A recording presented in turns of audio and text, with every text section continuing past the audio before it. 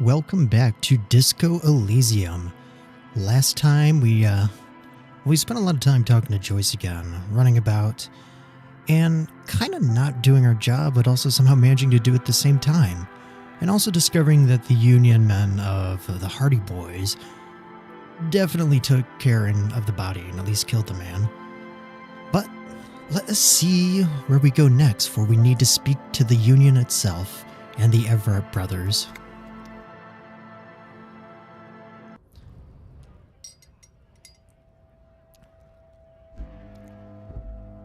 Ah, yes, the Strikebreakers. What's this over here? Greater Revachol Industrial Harbor. Speak to this happy dude. Bastards! We have a right to work! I am the law. Yes, people get that you are the law. You really don't have to keep saying I do. Hold up and stay frosty, everyone. Cops are here. You here to fuck with us? Beat the honest worker down. No. Good. We're fighting for a cause here. Right to work!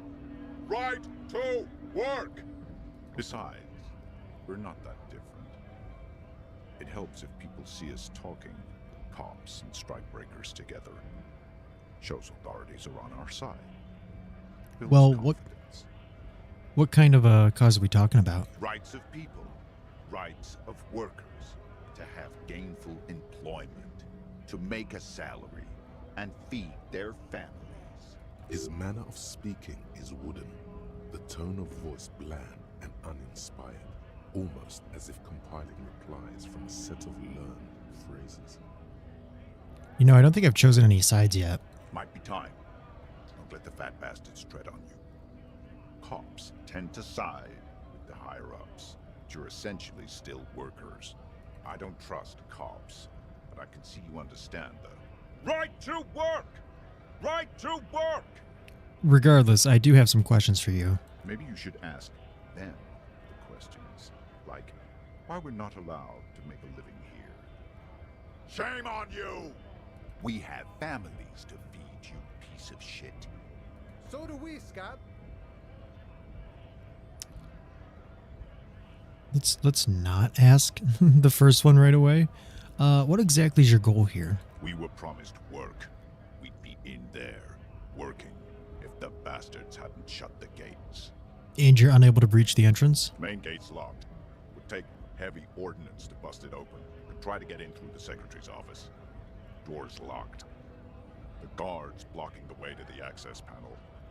And I don't mean the scrawny mess punk either. I mean head measurer. Or whatever he is. Wait, head measure? Huge Seminese guy standing up there on the overhead passage. Won't let anyone by. The access panel is right behind him. Well, how bad could one guy be? You seem capable. Bad. Standing on a narrow bridge, he's got a strategically advantageous position. And he's trained. I don't know how the Union has a trained killer up there. But that one's no joke. And my men are tired and hungry. They're workers, not fighters. Well, why not just, storming all at once? Why don't you go arrest them instead? Okay. I'm sure they've done plenty of criminal shit. They have that look. It would be better for the neighborhood if you went home. At least for now. If you can't get in anyway. No. They will give up eventually. Or get drunk. Leave the button unguarded. Then we charge. He seems to be following his orders well enough for now, but beneath it all, there is a boiling rage and a dangerous carelessness. Do not be fooled by the programming. There is a precarious balance inside him, keeping him in check. But it's shaky as hell, and he's tired of it all.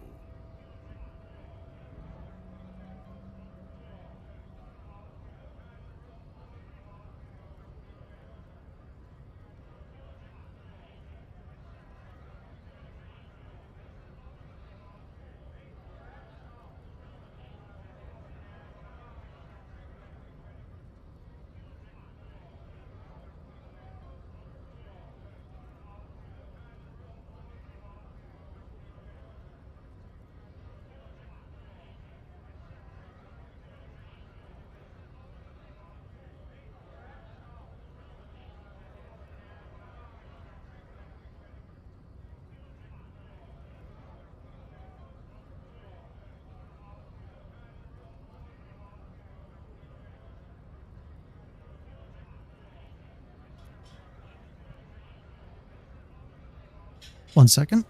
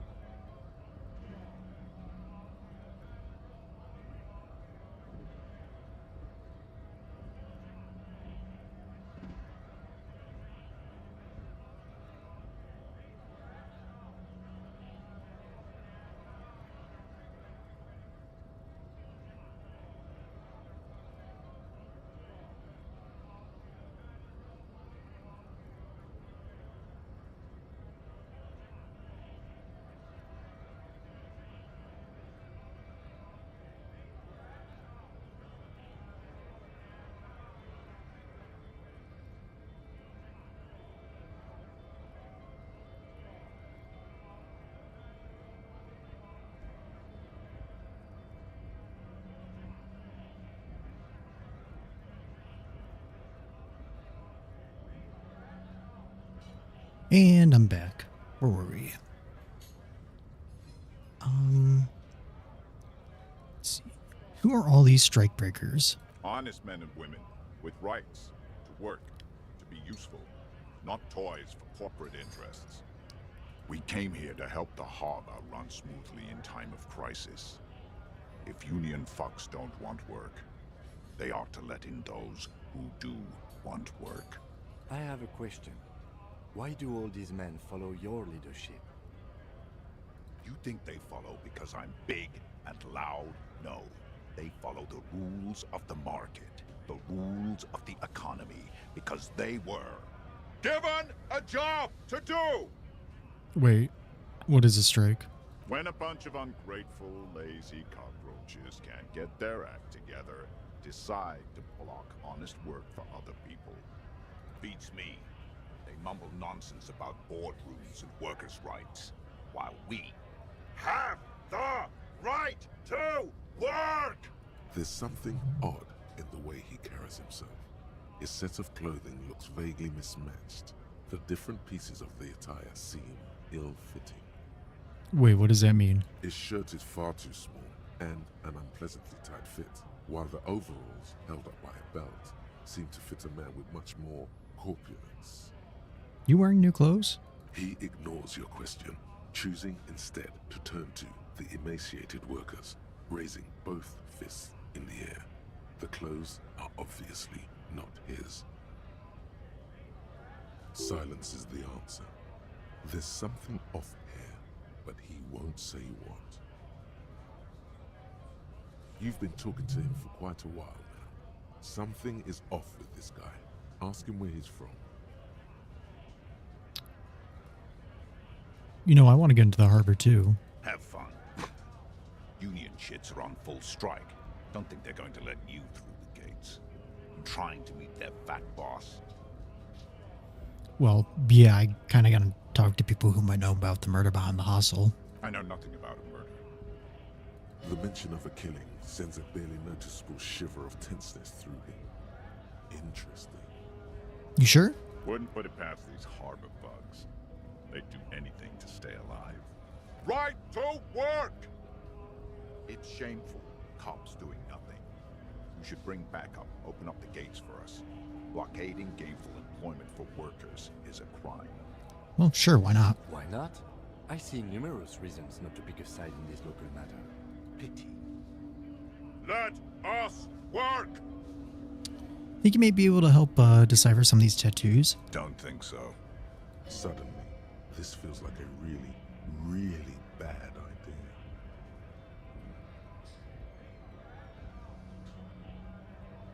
We're investigating a murder. These tattoos were on the victim's body. Silence. He takes the photo. Grey eyes dart back and forth on the glossy surface. His face is unmoving, hard as a stone. But beneath it, you see dead flesh in colorful rivers of polychrome, melting skin and hair. Fucking loincloths. Really Loin- did him in. Loincloths? Yeah. So what does the tattoo mean? What it means. I can tell you what this one means. Only one. You want to hear what happened here? Sure. Our colonel is deep in the bush here.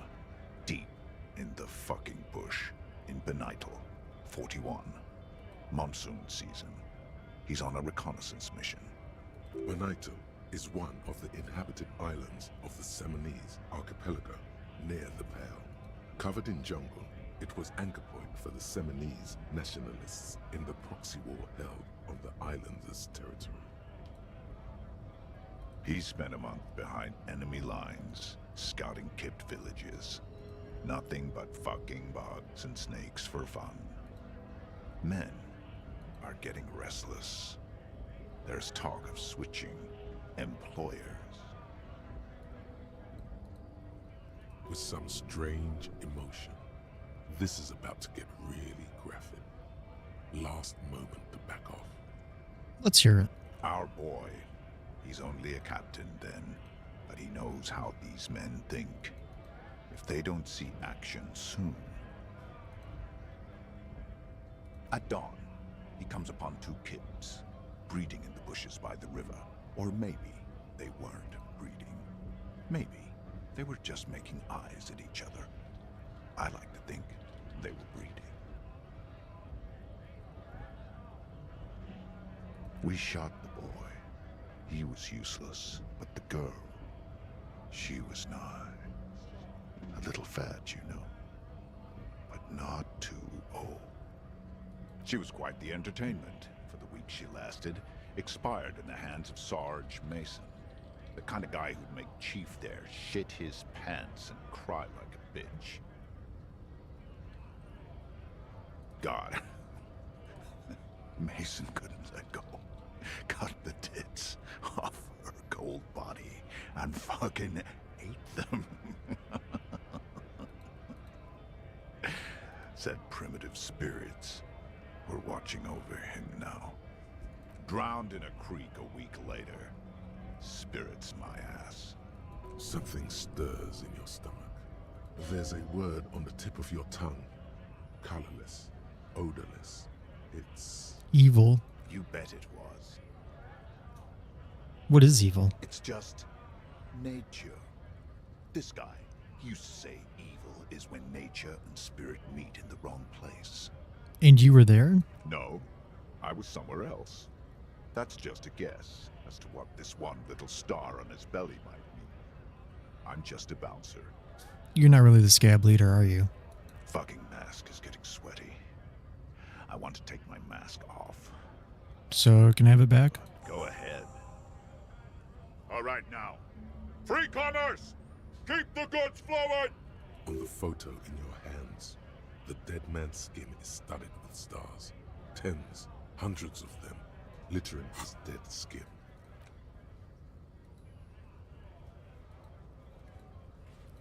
Silang.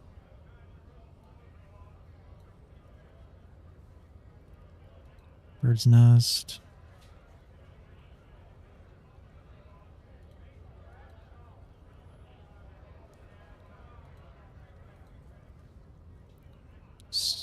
Let's try to get the Savior Fjord. Oh, that's maxed out.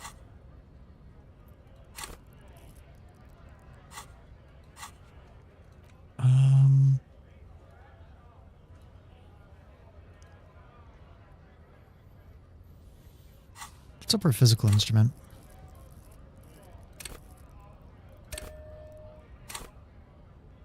So, are you the mercenary hired by Wild Pines then? Free flow of commerce! Is there a tribunal being convened by any chance? Fucking bug. I'm going to interpret that as a yes. There's a tribunal, and it won't be long until it's ready. How about you fuck off now, huh? Okay, of course. There could be weapons aiming at us right now, somewhere above, in the buildings. The other merc. Don't push this, he's thinking. This is not the time. Alright. The man's breathing steadies, but his eyes are still narrow. Slowly, he's trying to get his right-to-work dance back on. Well, we'll be going now. Scab? You're hazy on the notion of a scab. Smells like politics, though. Maybe it's got something to do with the flask he reaches for from time to time. No, I'm just a cop. I was just messing with you. No one's ever seen a cop scab. Imagine, you cops going on a strike, but then another cop comes in and says, let us cop for less money. Speaking of, what brings the RCM here? To the Wild North? Come to see the strife? We're actually here to investigate murder. Murder, huh? That sounds like a lot of hard work. You'd never see me investigating a murder. Well, maybe you want to help me solve it by telling me who did it. Of course, Policia. It wasn't me. You can rope me out. Easier that way. Should we? He's nice. I don't like nice. He didn't do it. It's the truth. Wait, you're the man in the boots by the gates. Kunu said you know about the armor. The little boy had it good on his promise. His promise? To get me into trouble. To sick the pigs on me. Pardon the choice of words. Not mine. What happened? I was asked to look into that armor situation. Official Union probe, you know. Track it down, see who took it. Did you? At first I thought, why not? Maybe the pieces can feed the strike. Buy us a few more days under the sun, you know? So I went to this boy. He said he'll make me his prison bitch. He's got eyes everywhere, and the cop's in his pocket, and he's the king of Jamrock. Serves me right for doing menial footwork. I dropped that probe right then and there, and it still got me into trouble. One bad move is all it takes. The probe into the armor, what did you learn? I learned that people don't want to talk to a drunk Union man about some armor. What else? Not much. Technical stuff mostly. That was the interesting part. Technical stuff? I did some research into this armadura. Let's say I have friends at the library. I didn't get into the material science, just how it comes off. How does it come off? In parts. 4 in total. The helmet was the first to go. The kid says he tore it off and kicked it into the sea. I believe him. The boots were still on the guy last I saw. Too hard to remove. So, as I count, there are 2 parts missing. The gauntlets and the cuirass. This is where I left off. Too much hassle. More like a job for some militia. So hold on, there's the helmet, the cuirass, the gauntlets, the boots, and what about the leggings? Oh, they're just gone. They don't exist anymore, if they ever did at all. Forget about them. I did. You know what? We're gonna find all the pieces. All of it? There are junior officers out there, eager to prove themselves. I would leave some for them, and I would leave the boots to processing, but okay. Let's find all of it. It's implied. He finds it unlikely that you will succeed in this. Yeah, we probably won't succeed in this. And Mesqui's epic then, all across Martinez. I hope it will be a real bonanza for you. Thank you for your No cooperation. problem. If you see that kid, thank him from Call Me Mañana. Thank him for showing me the way. He is sincerely grateful. He is not tracking down pieces of armor right now. You know, I am looking for assistance with the dead body. Body still hanging in the tree? Hey, that's a rough pickle. Can't help you with that, sorry. I'm not really an admirer of dead bodies. Might be someone else from the Union can render assistance. So can you let me through the gate? I don't operate in that capacity. I'm not a granter of passage. The passage grants itself.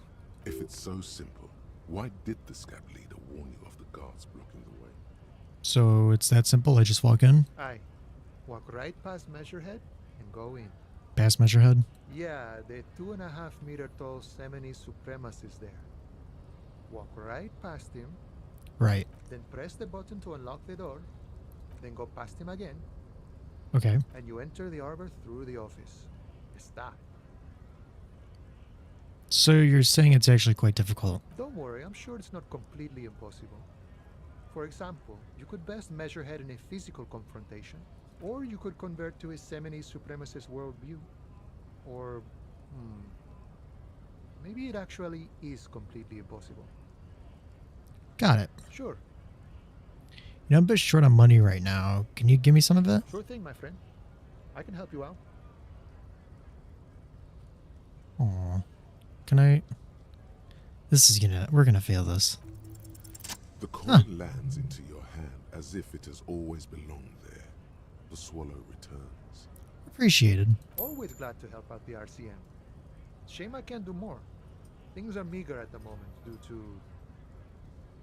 You know, the winter's fat is slowly running out and all. Still better than scabbing though. Every little bit helps, you know. I'm always glad to help out when possible. Not like these slithering scabs. So what's the strike about anyways? You know, serious business. I'm sure the big boss will be glad to tell you. You'll have to ask him first. He's a chatty guy. Wants to talk about the strike. Return once you've met the union boss and are on a better footing with the organization. Well, gotta get moving.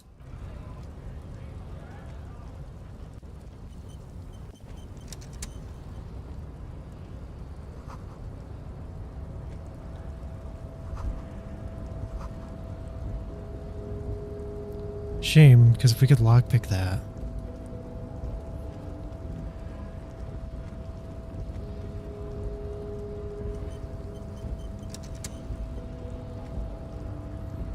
Nobody betrays your degeneracy. Yeah, Measurehead. His body totally betrays his degeneracy. You're gonna say nothing. Are you admiring my morphophysiology? It must be frightening to stand in the shadow of this racial pinnacle. Be calm, Sandwich. You are not in danger, because you are not a threat to me. We're still gonna say nothing. What is this androgynous display of sexual maturity? Merely standing up makes you sweat profusely. Your breathing is erratic. Your own heartbeat in your ears grows frantic, and you feel your blood pressure rise. Stop it! You are embarrassing yourself in front of this woman and your pedomorphic friend. This display of weakness may appeal to older women with a stronger maternal instinct, but it is a liability here on Battlefield Martinez. Jean-Luc, his body is betraying his degeneracy pretty hard. Maybe you can ask him to leave. Wait, what do you mean my body betrays my degeneracy? You have succumbed to Al-Ghul. You reek of it. An invisible sword of Al-Ghul emerges from your throat. You cannot see it, but others can. It is making the woman in my company sick. You know, enough. I just need you to take down the dead body or let me in. No, you don't. You need to get another drink. Occidental Haplogroup B4 is done giving orders around here. The influence of the ham sandwich race is waning. Does this remind you of someone? The guy down there? You know, that fat racist over there. You're just him after pumping some iron. Look at my craniology. I am the pinnacle of my haplogroup. The pink blob is a bad example, even of yours. It saddens me. You were once a noble and powerful race. You gave the world eugenics, electricity, and powerful weapons of war like missiles and aerostatic aircraft. You made great gains in metallurgy, race theory, and statecraft. You dominated lesser cultures, like the deformed Hemians and the inexplicably potato-obsessed Khoikos. But now your ascent to the genetic summit has halted. You are obsessed with sadness and with frivolous pop culture. You will be superseded. Isn't that right, babe? It is, baby, yeah. You know it. There is a button right behind him, just out of reach. It must be the one that opens the door to the harbor. This man is not budging. Let's hope his superiors inside are more cooperative.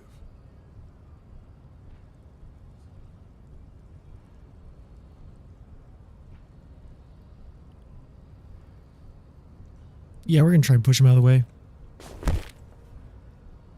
That is right. You should leave the stage of history with dignity by inviting the other races to a great world war. Bring your troops to the Seminine Islands and to Boogie Street, and we will pulverize you. When you are gone, we will build a museum for you. The walls will be lined with bottles of Al-Ghul, your beloved beverage. Inside, we will store the odes to homosexuality you call art, and your microcephalic skulls. There may be a peaceful solution to this. You could internalize Measurehead's race theory. He We're would not take you as one of his own. We're not becoming a 70s Well, supremacist. not as such. What you do with the mastery of advanced race theory is up to you. You could reject the findings, sure, or accept them and become an advanced racist. Wait, isn't the Union white? Don't be vulgar. White or not has got little to do with this. The race enigma runs much deeper than that. Yeah, you keep telling yourself that. Mr. Clare is a man of vision and means. He has the will to confront polycultural capital, something your race, naivistic communists, never did. Also, to serve is noble. It takes discipline. Your petulant individualism has only contributed to your race failure. It is lax and moronic. Yeah, but communism is pretty cool. Idiotic communism is the single greatest contributor to your race descent. Everywhere around you, the fruits of its failure to challenge the world order. Individualism, rock and roll music, sexually transmitted diseases. Above all, rampant multinational finance still reigning large. Tell me, where have you gotten your love of pathetic communism from? From Disco. The offshoots of the Seminoles people invented disco while having sex under the influence of cocaine. It is a shame upon my race. Okay. But what is done is done. I am not surprised you enjoy it so much. This has happened to many of the side products of the inevitable cultural victory of the Seminoles race. Cool. You could show your superiority by taking the body down? What you need is to come to terms with extinction and never getting that dead body down from the tree. Kim, what do you think of this? I think this racist is better than the last, but the next racist will be the really good one. That will be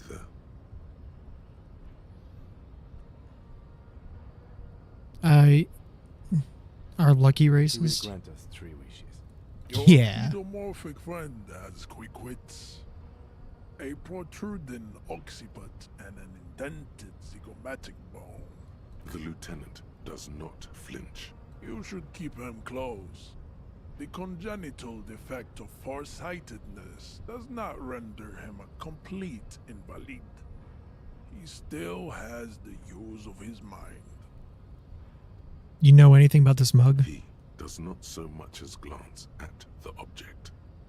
Did you put this into the trash? Stop showing me your pathetic cup. I have no interest in it. He had nothing to do with it. So why are you not with the Hardy Boys? I am not the first line of defense. I am the last. In addition, these so-called Hardy Boys are an effeminate clique of bodybuilders. Their company is spiritually degrading. You pick up on something artificial in his tone, like he's putting on an act. This is unlike him. He is usually more himself. But you're all part of the The union. Hardy manlets are on the pay of the company. I answer to the union alone. And I do this out of race heroism. Finance is an alien concept to the Seminoles. Now leave me be. I must luxuriate in the company of my woman. We'll let it be. Yes, it was probably nothing. So what are those tattoos of yours supposed to mean? Racists are generally not very good examples of their race. Okay. I am not like them. I am craniometric perfection. I have taken the trouble to permanently draw a phrenologic grid on my skull and features. This should dispel any doubt. You know, you sure I'm not, like, superior to you? You exhibit forward projection of the jaw, indicative of schizophrenia and sexual inaccountability.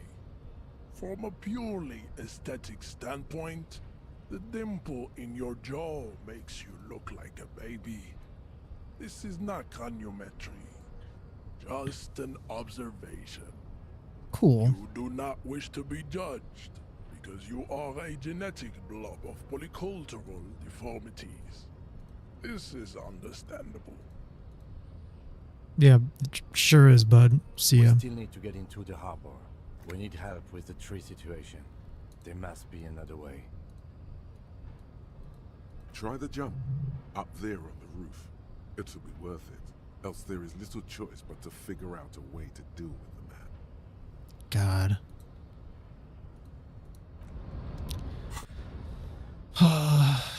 Can we, like... how much can we boost our physical instrument by?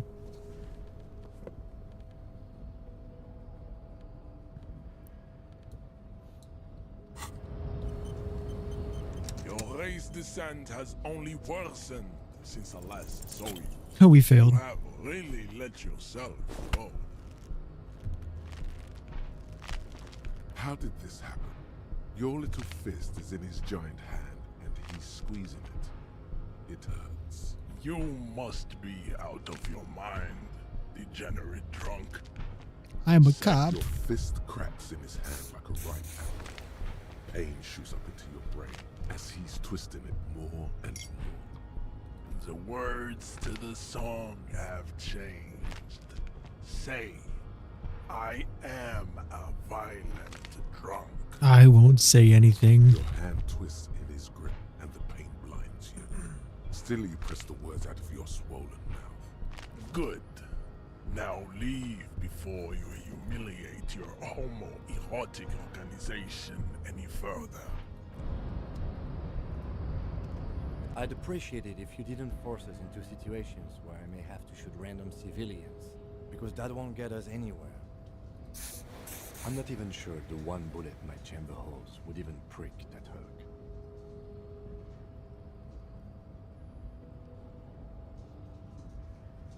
But I was fighting a bad, unsavory ideology. I think this makes me a hero. We are not here on some political quest. We are here to solve a crime. Don't make the situation any more volatile than it already is. Yeah, no promises. Lieutenant groans. That's right. You should.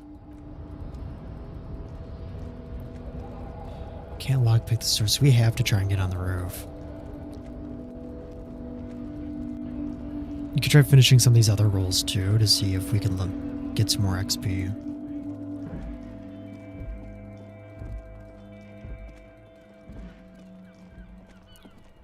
Let's try the workout room again.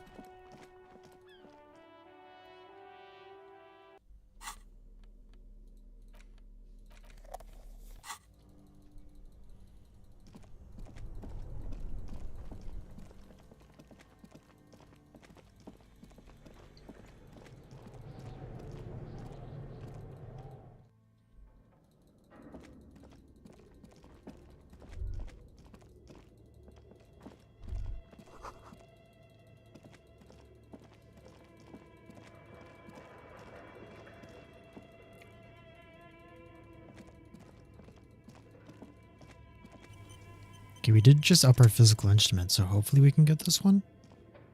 The barbell waits patiently. 17. On the floor, like a dog for its master. We failed it. Damn.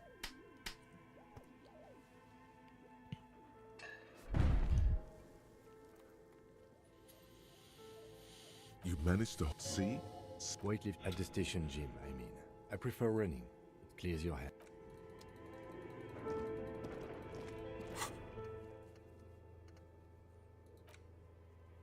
What else can we try?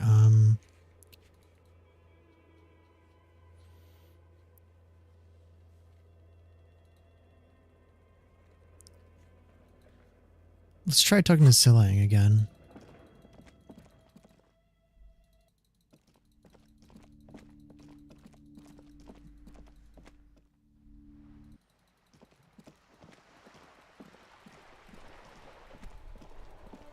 So I think we have all the clothes we can pick up too.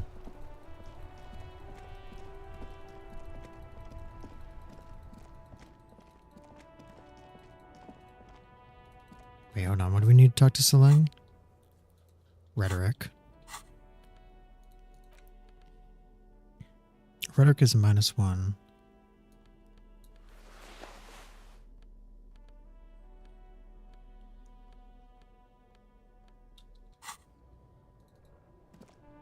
Everything's still cool here. Let's try persuading him again. Start with Hey. a compliment, then work your way up from there. This is about business, remember.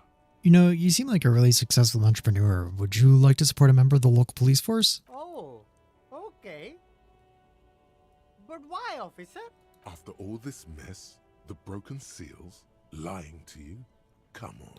Think of it as an investment. An investment? What kind of investment? I'm a policeman. It's an investment into good relations with the RCM. I hear you, officer. What kind of a sum are we talking about here? 10 real. Sounds like a fair deal all around. Corruption. It's just like bus or seagull. A kid watching out of a window describing things going by. He doesn't like it too much, but what do you do? Yeah.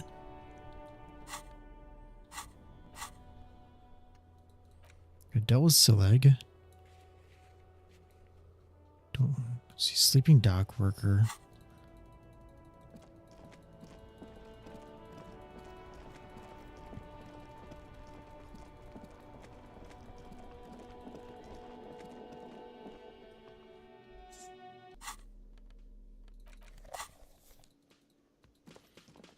I guess the sleeping dock worker's gone. Okay.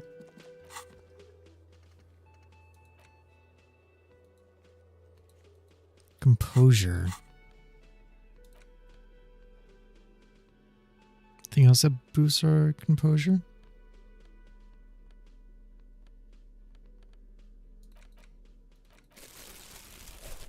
Okay.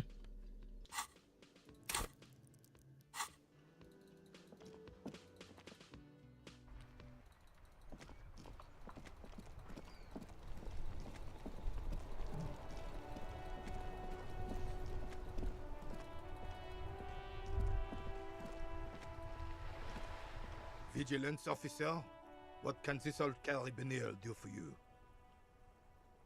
You know, we saw a statue of Philip III near the roundabout. Yes, King Philip III on his steed, a reminder of what Revachol once was.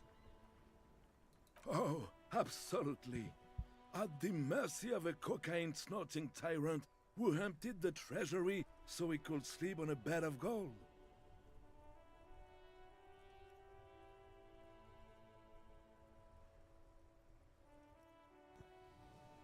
A superpower, feared and respected. A testament to what this country can be under the leadership of a true king. Someone who knows how to rule. And how should a true king... Wait, hold on. What about the cocaine? Oh, old Philip was a big fan of the purple nose candy the nobility loved so much. A cocaine connoisseur of sorts. His egocentricity is borderline legendary. You can't even take the responsibility for yourself. How could you fathom the responsibility weighing on the shoulders of a ruler? That's why the Philippian kings use cocaine, for clarity of vision, to aid in their work. Regnum cocainum, Revachol's finest years. Of course. Clarity of vision. Awareness. Philip III was even brought into this world with the help of cocaine. The court made him administer the dose to his mother when she was in labor, and it is well known that with the help of cocaine, only the purest, of course, he was able to connect with higher realms. Right. Higher realms. Of course, it all makes sense. He's just making excuses for the king's habits, isn't he? Seems like irresponsible behavior for a monarch. Drug users shouldn't even operate heavy machinery, much less rule countries. From what I've seen of the officers of the RCM... But I don't want to get into a debate about drug policies. Let's talk about something Right. else. As Rene turns from you to his partner and back, the medals on his chest rattle and glare.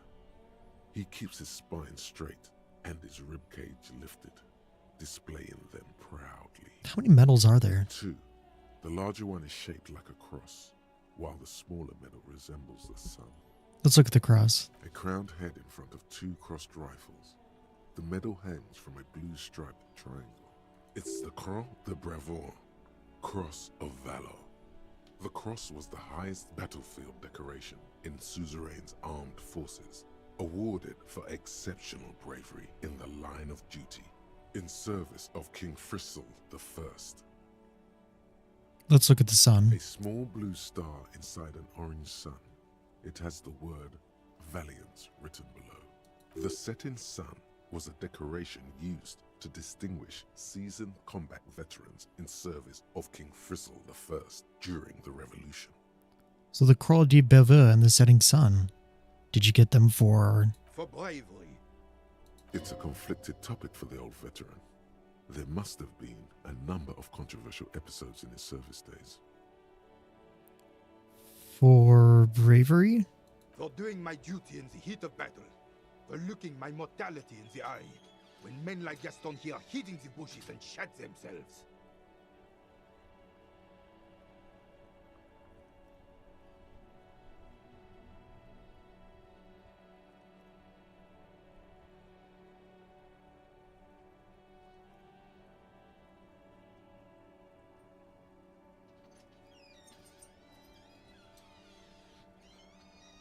He saved some muddy princeling who foolishly strolled into the front line in his gown of velvet and gold.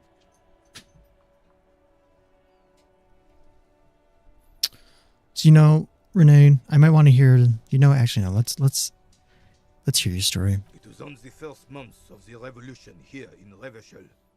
Unrest was spreading like wildfire. Marauders had taken most of the Couronne and were getting really ambitious.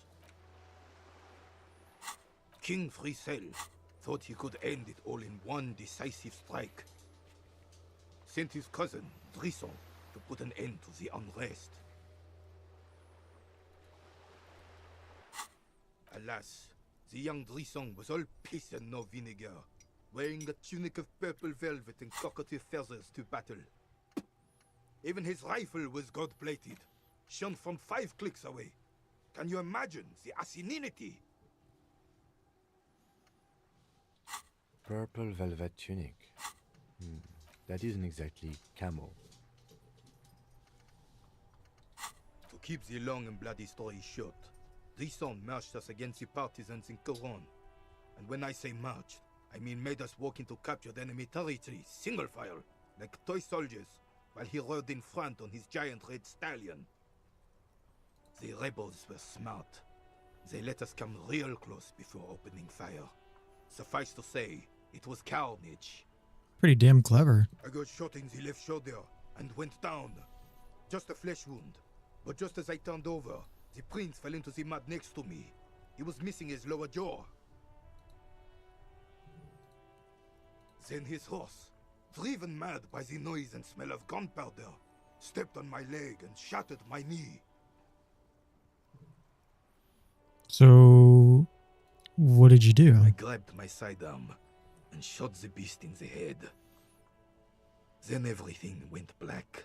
Capitaine Arnoux, le fléau des chevaux. The bane of horses. When I came to, it was all over. It was just me and Jolas Tresson, gurgling in the blood-soaked mud right next to me.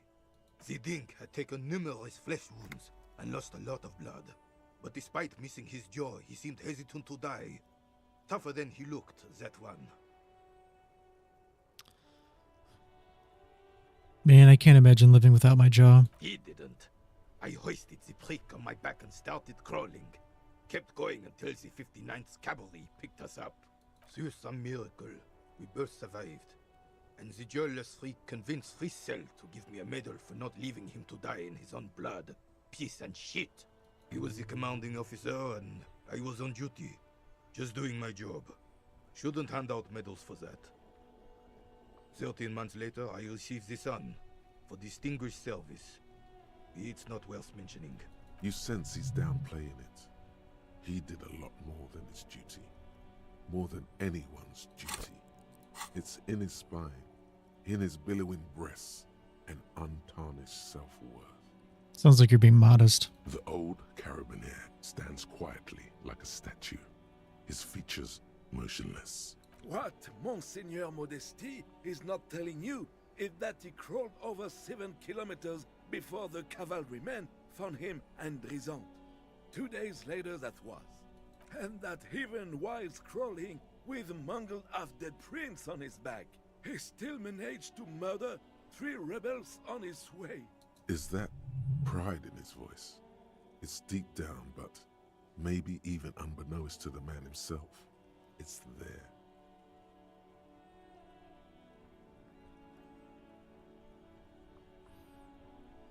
This doesn't seem like a good moment to express an opinion. I don't want to risk it. Bon Dieu. You and Gaston must be related. His blood runs yellow too. Maybe, but also bear in mind, officer. They don't end this out for anyone with a service record. Oh no, you have to get shot repeatedly, and you need to get your hands bloody too. Do not speak of what you know nothing about, Poltroon. Duty is something you will never understand. Thanks for the story, Renee. Bah! There were many such stories in those days. Many such men too. True Eversholians. Men with backbone. Oh yes, René, yes. Men were bigger, girls were prettier, and everyone wore the fascia. Lord, please bring those days back, if you can.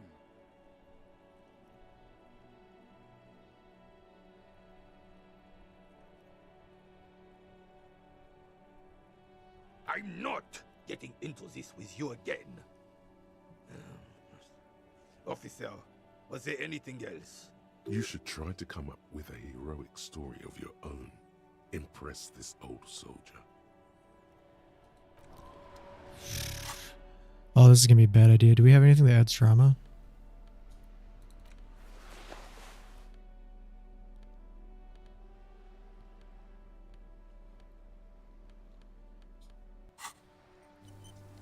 This is a bad idea. Vigilance, officer. What can this old carabinier do for you? Go long. Oh my god. Deep. Go unconventional. You know, my story doesn't have gunfire, blood, or spilled guts. But let me give you an example of different heroism. Sure, officer. Let's hear your take. You know, imagine just flickering into existence from nothingness. I'm not following you. He'll get it. Don't worry. Just continue. He's gonna be impressed. Imagine knowing nothing but the sweet oblivion, only to wake into an unbelievable pain. The man stares at you, silently frowning. And right when you're willing to do just about anything to make it stop, you open your eyelids. The carabinier crosses his arms and spits in the crater. And realize the man body with you in it is just a husk now, all memories erased. You're talking about getting blackout shit-faced drunk and going into delirium, right? The lieutenant looks up from his notes and nods to the old carabinier. I'm talking about so much more than that. How so, then? It was a transcendent event I saw behind the veil. The lieutenant sighs audibly, but keeps his eyes on the notebook. And I thought getting my knee shattered and surviving on rat carcasses in the trench was bad. Here, have one of my medals. You've earned it, officer. No, I don't deserve something for something so tragic. Can we get back to our game now? See ya. Oh, that could have ended really badly.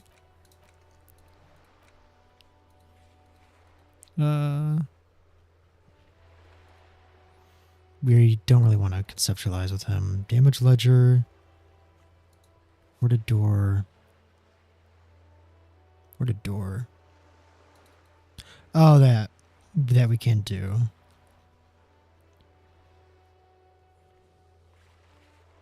Can we do the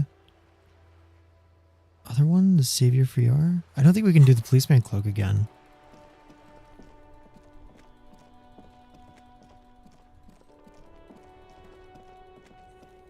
Yeah, they were kind of SOL on that.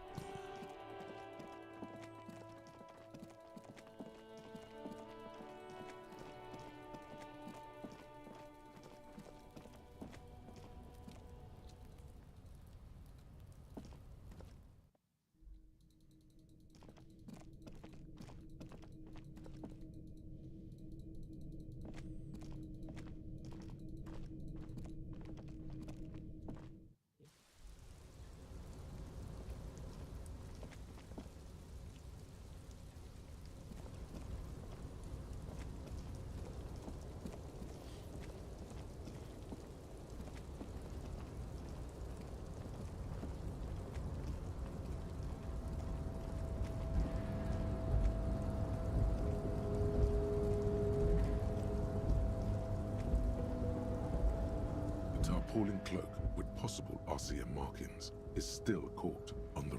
Yeah, we can't do this. Oh, no.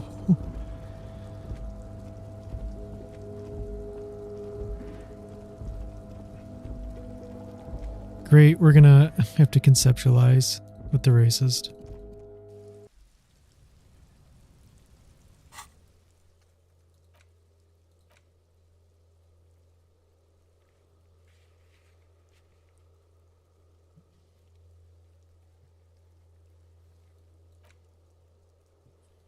God. So we need conceptualization.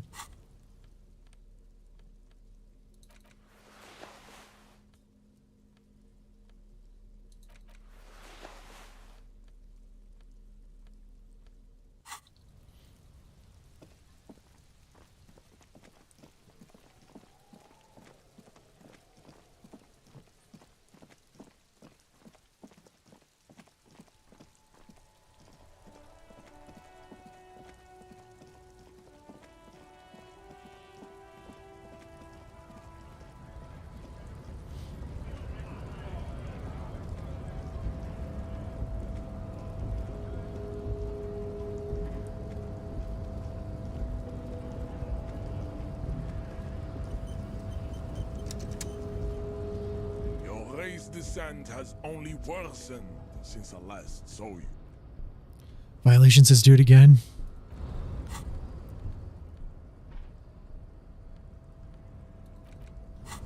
Although if we fail, we're just gonna... Your race descent has only worsened since I last saw you. You have really let yourself go. It has happened again. Another fit up. Your fists The work good. Now go before you enter cardiac arrest. Alright. Stop doing this. Gonna have to conceptualize. Your race descent has only worked. Ask what kind of races there are first. Classification is core to this stuff. How close are we to... Yeah. Tell me what kind of races there are. This is for the thing. The lieutenant looks toward the harbor's electronic door, and then to you. He lets out an audible sigh. You are obviously a liberal, Sailite. A polyculturalist. I can see it from your love of microtechnology and your sartorial choices. Do not deny your friend the truth you have denied yourself. There are 3 categories of race. Type A, the heroic races. Type B, the servile races. And the vile CF race cauldron of pederasty. Which one do you need education on? Type A. Those are the Simonese, the Areopagite, and the Occidentals, excluding the Maun, of course. The Maun are riddled with eczema to the point where they find it impossible to smile. They are all lactose intolerant, a common result of inbreeding. A receding genetic pool has led the Maun on reprehensible street parades. In Maun cities like Stadskanal and Vredefort, wearing wooden clogs on their feet and little green tassels on their hats. Cool. Who are type A then, in your view? Vespertines and Messenians of Vesper and Messina. The ancient Meteorans of Meteo by the golden Pisantic Sea. The Suren of Sur-la-Clé, and even the North Königsteiners. All have type A race propensities. The other large Mondial civilization, the Mesk, are too yellow and oleaginous to count as a heroic race. True, they are violent and expansionist, but they have a glandular problem. overproduction of sebum. Sebum is leaking into their brains, making them listen to El Mariachi music and eat toxic minced meat-based food, which in turn only produces more sebum. And who are the Semnese and the other dudes in As this? proven by the Mound and the Mesk, Occidental Type A is in retrograde. The Semnese and the Areopagites are on the ascent. And what's the difference? The Areopagites are sleek, long-headed. The Semnese are powerful, mesomorphic. The former is an immutable progenitor, unchanged since the Super Isola of Pericarnassus. Ancient brains rest in their slender skulls. The latter is perfected and adapting. Together they form the Semeno-Areopagite or Simeopagite superrace. That is all. There are no more Type A races in the world. Nature was not capable of more. Tell me about Type Bs. Type B are the unheroic races, amorphous non-competitors of the great race. The Koikos and the Vacholier, they are mud-colored people. Mud-colored? To an untrained eye, the Koiko appear white and pinkish, like a ham sandwich. But look into their eyes and you will see. They are of an indistinct muddy color, and so is their skin. Unhealthy, sweaty, and ashen. Pinkness is a racial quality that has to be earned through centuries of advanced ballistic warfare and cultural domination that the Grad people have undergone for drinking Al Ghul and smoking the degenerate tobacco herb and for eating potato. The Koiko, the countless micronationalities of Grad, are all inexplicably obsessed with potard. The only thing they like more is dividing into microscopic ethnostates, like political amoeba.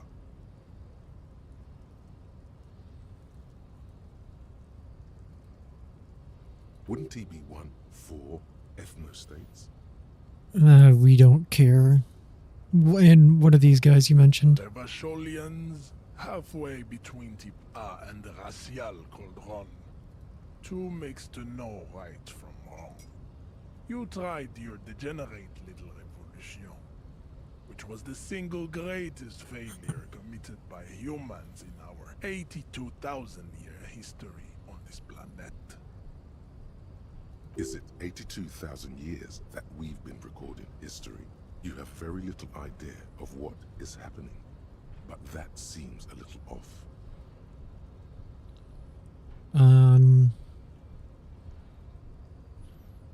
You know, the revolution was right. The revolution came to Ravachol from Grad, in Zarath-ridden potato carts. It is literally an illness. A prion disease that leaves the parietal and frontal lobe ridden with holes. A soft, sponge-like mass of dementia, hallucination, and paranoia. Sure, buddy. The revolution is fatal familial insomnia. A hereditary prion condition passed from the Koiko to the Occidentals. But not sexually. Probably through trade routes and potate acid, the prime component of the potato plant. Enough of Tibet mediocrity.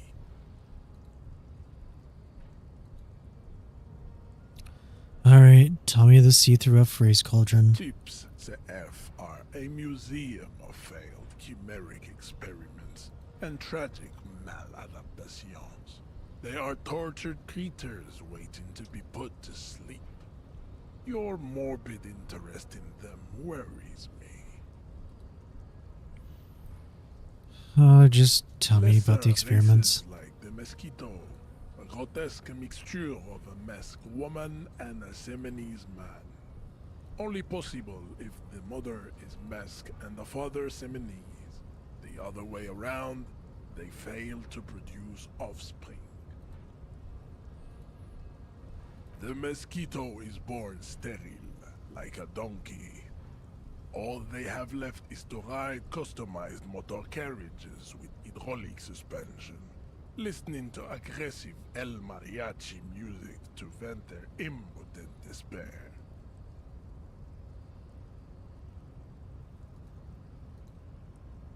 It seems unlikely that two human beings produce genetically sterile offspring. Enough of C-F. Yes, it is cruel to entertain ourselves with the deformities of the earth. Were there any able-bodied races you needed dedication on? Do we understand this enough now? You understand nothing. To solve the great race enigma, you have to first ask yourself, what is the race enigma? You have not even worded the mystery, let alone solved it. And will you help me get the body down if I do? We will see. Access to the Union is important for our investigation, but there may be another way without becoming a race theoretician. Am I mildly worried he might take it seriously? The lieutenant thinks. Yes. Well, we tried the other way and we can't. I am worried. I have to accept. Wait.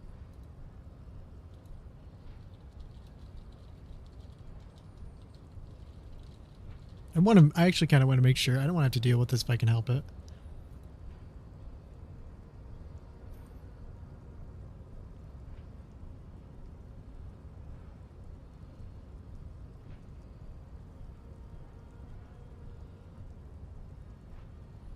Nope, we kind of have to do it this way.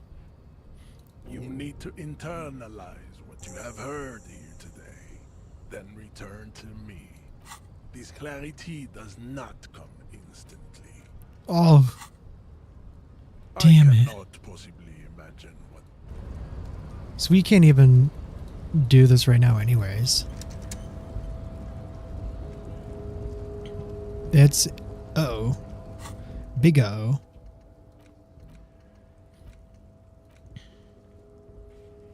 How do we get into the Whirling and Rake secret passage?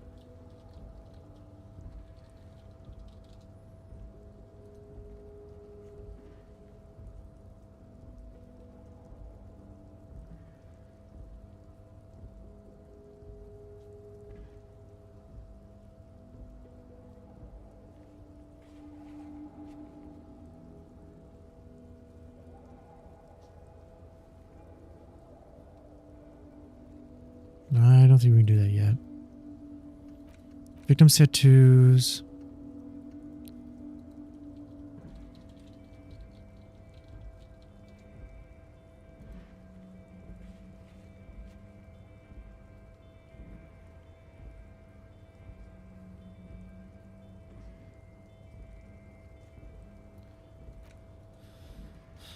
Track down your passage. Track down your badge. No, the pissing competition. Can't do that. Gotta wait for tomorrow. Can't do that. Can't do that. Can't do that. Can't do that. Can't do that. Can't do that. This actually kind of sucks for us. We cannot progress right now.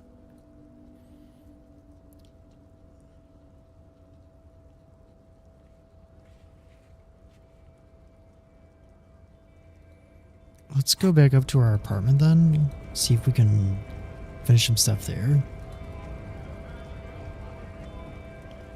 Because we kind of just need the XP right now. Welcome to... What's that magazine she's reading? Okay. I'm not really supposed to be... A small cabinet on the wall is filled with various medicine bottles, nasal sprays, and blister packs. They all bear the Saint Baptiste. Okay, here. Okay, here. Okay, here. There we go.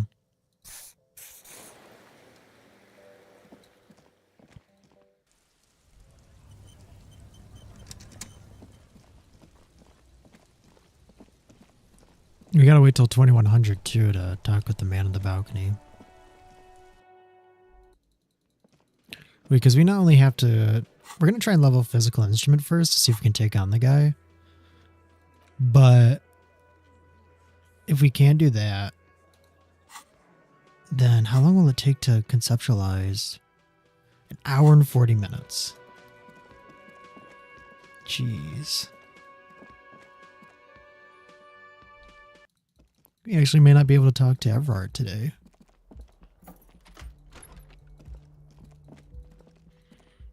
Oh, you know what we can do? Or try doing? It's the ledger you found in the trash. A cabbage of papers hanging from the board. Let's... With the permeables. Can we up our interfacing?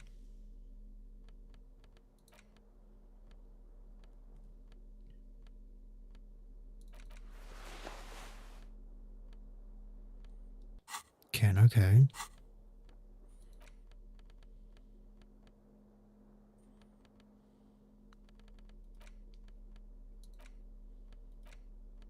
It's the ledger you found in the trash. A cabbage. The two sides of the board appear slightly misaligned, like a drawer that's come off its slides. If you bend the plastic on your knee slowly, the slides snap back into place. It should be possible to just, you know.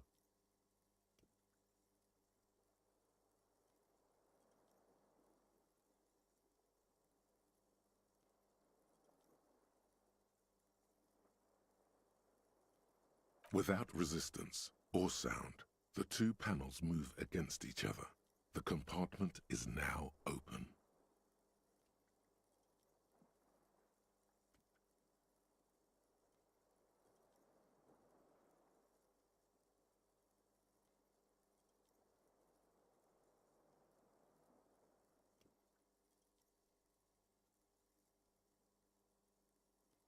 Two ticket stubs and a handmade postcard. Two octopuses are smiling, reaching their tentacles toward each other in the colored pencil drawings. The tickets permit access to the zoo in Revachol East. The aquarium costs extra. These let you go there too. Thin wax paper has been glued to a piece of cardboard. Sounds like leaves rustling when you pick it up. You see violet flowers, floral patterns, patches of glue. It smells of chewing gum, apricot flavored, a touch of cinnamon, the end of summer. You think the label says tutti frutti. Familiar handwriting lines the inside of the card, looped, round letters in a woman's hand. A young woman in her 20s. There is care, effort, and a smile, you think. Although that is not something you can read from someone's handwriting. Harry, it begins. You're already reading. I wanted to write you a letter so you can read it when you wake up.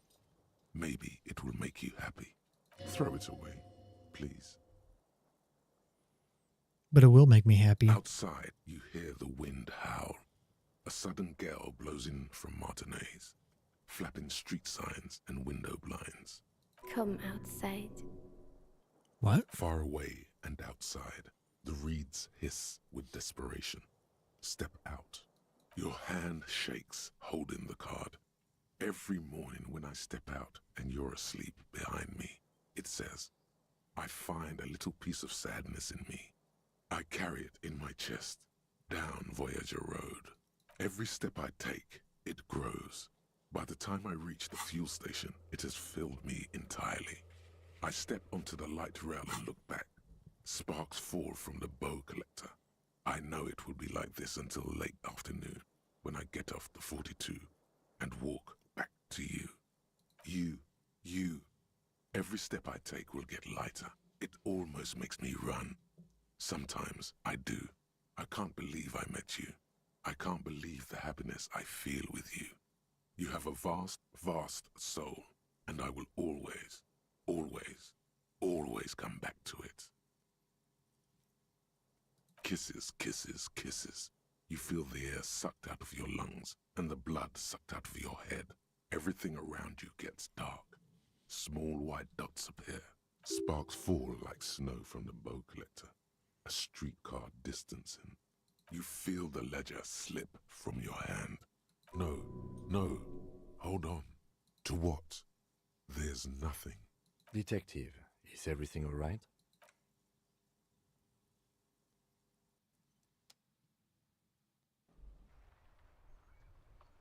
Wait, did we die?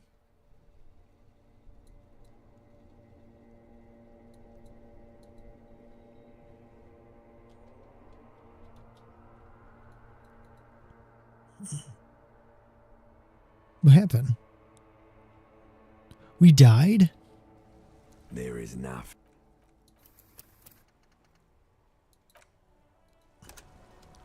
Okay.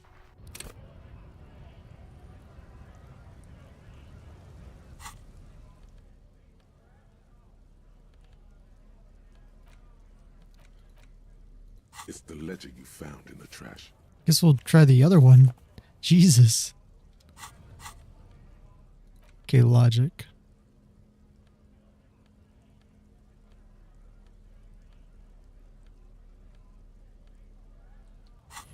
God, this is all the logic we can put in. Hopefully we succeed on this. It's the ledger you found in the trash. Yes, you can piece them together using the alphanumeric code on the margin. It always begins with HDB41, then date of initialization and time of arrival on the scene, followed by the title. For example, HDB 41120111700, the next world mural. How long does it take to read a case? It takes about half an hour to piece one together, using the system you've devised. Where do you want to start? We can revisit Not this. much has changed in the meanwhile. A bunch of sodden papers still sags from the clip. It's made of dark blue plastic. With your hands, you 4-sized pages hang from the clip. So wait, how do we...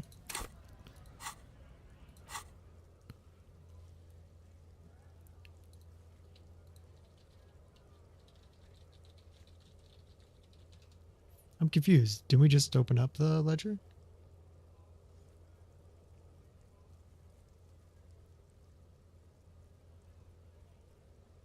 Hold on. So let us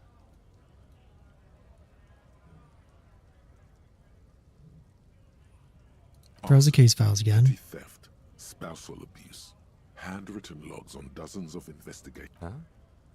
2 complex cases to undertake is a lot, yes. You really have to push yourself. I would not suggest it, lest you start making mistakes. That's a lot.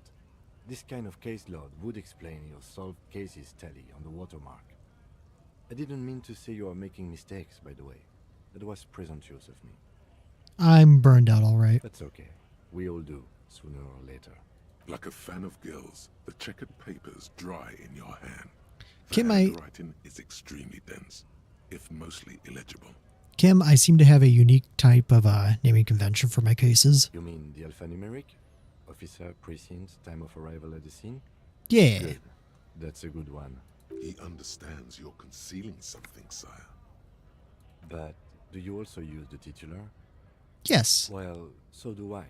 In our defense, officer, almost everyone in the RCM does. Why? It's a holdover from the early days of the RCM, right after the revolution, when the organization had little idea how to do things. It persists in an unofficial capacity. Officers use these titles to refer to their work among themselves. I seem to have named a case the Square Bullet Hole Murders. Again, in your defense, I seem to have named one the man with the hole in his head. That was a real person. His death was real. Still, I named it that, to amuse myself. I pray his loved ones never find out. What happened to him? Rail spiked through the head. He died. It was a workplace accident. I have a name for the case. Oh yes, the name. Good. What is it? The Hanged Man. Great. That's great. That's actually what I was thinking too. The Hanged Man. Good, strong name. We have a very good name for the case now. I'm going to start calling it the Hanged Man. It's good we sorted this out. Oh, we only got 35 XP from that. And we still need 39.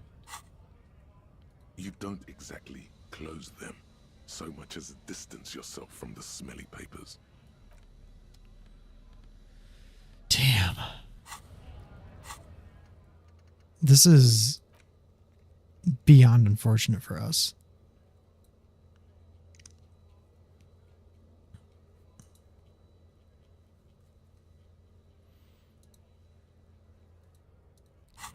See, can we raise our encyclopedia?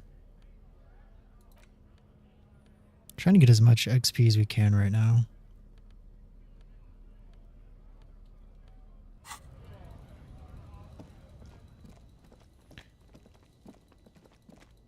Wait, I thought we spoke to Joyce. We should have finished the that one quest, I think.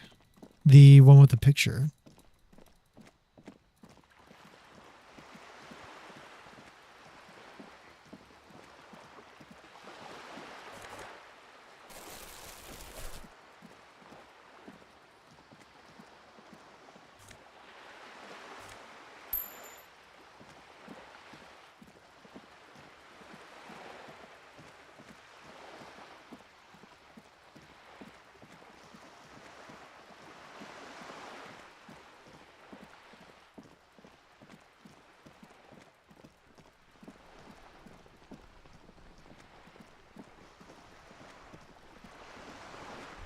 You're back.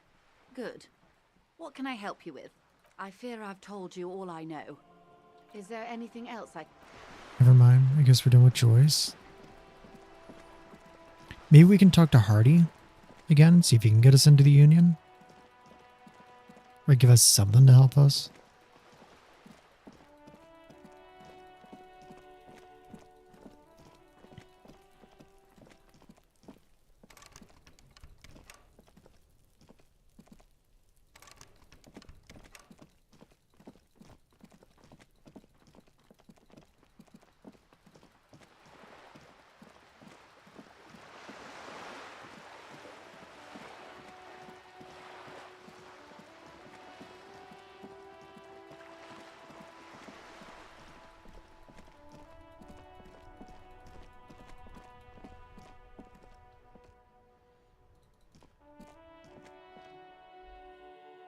Okay, let's try to do the mirror stuff now. We'll see if Hardy has anything to say. It's you again. What is it?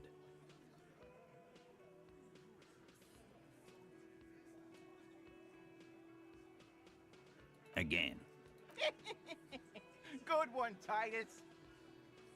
Why don't I just try to arrest you? Why don't you? It's almost an anthropological sight, watching him try to assert dominance over you. Not in the arresting mood? By your side, the lieutenant keeps his hand away from his holster. You hear the nylon of his coat hiss as he steps closer. Easy. Walk back from the provocation. Let's just talk. About fucking time. I don't think we have anything else to establish authority.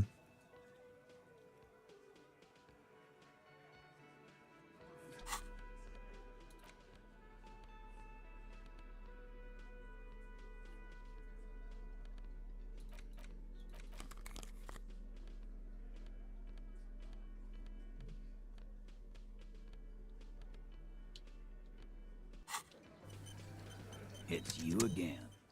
What is it?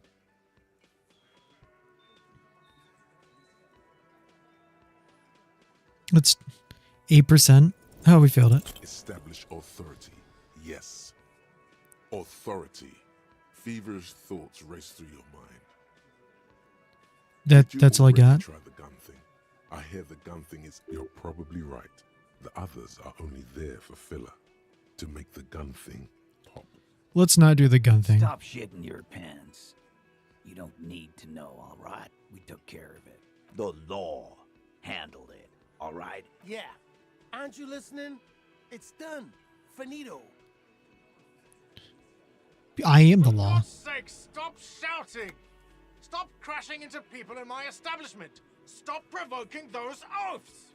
They're not going to give you anything. Can't you see? I can't have a police interrogation in here. Shut up, barman. What is your... Easy, babe. games. What is this? I can't have a slap fight in my bar. It's embarrassing. We are deep, deep in Far's territory. We need to cool off and re-engage later. Everyone can see you picked some wrong options. Next time you have to come up with better things to say.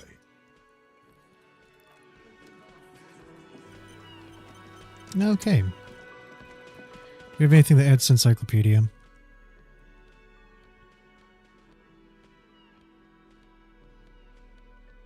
No.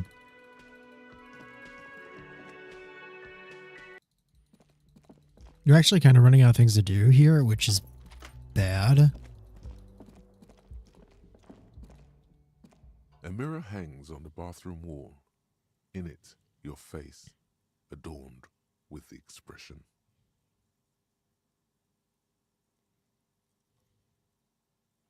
Okay, we can use our chain cutters in interfacing. So let's equip these and the chain cutters. A mirror hangs on the bathroom wall. The chain cutters slip out. And we of your failed. hands as you attempt to. Okay, electrochemistry.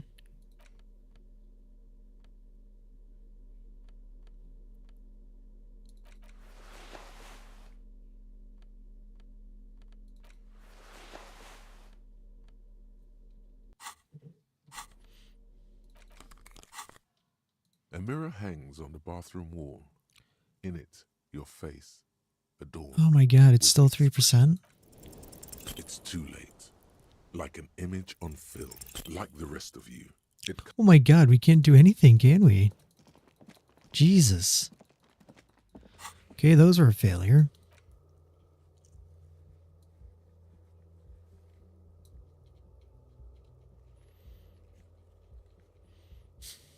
I guess we can try the cafeteria window again. Not going to do the damage ledger because we know what happens there. We can't do the door.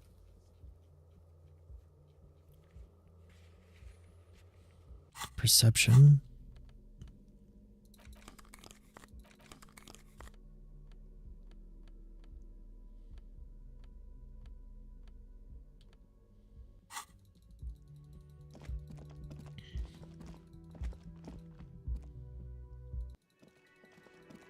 There isn't really much we can do here. Again, you find yourself looking at that big old window. Nothing. What's this weirdo cop? I think. Wow. Yeah. He's just trying to sound. Okay.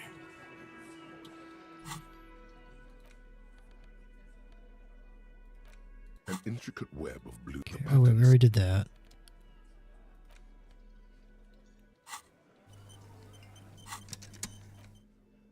Crinkled chewing gum wrapper. The worn label. You feel compelled to point out that there's nothing fruity about cinnamon. It's a spice derived from tree bark. Why do I care about Good this? question. There is no answer or secret phrase written on the inside of the wrapper. Yet you're drawn to it. Drawn by regret. Stop before you hurt yourself with a tutti frutti wrapper.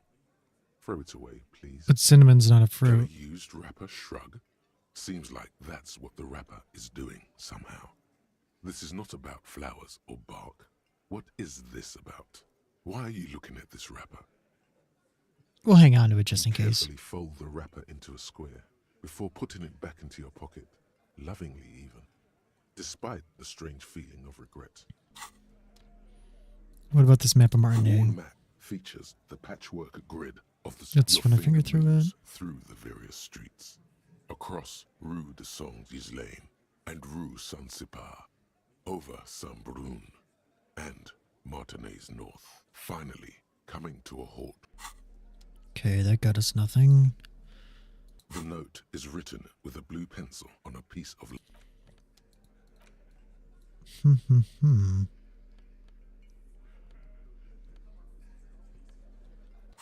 think we can say to Kim, maybe? Yes?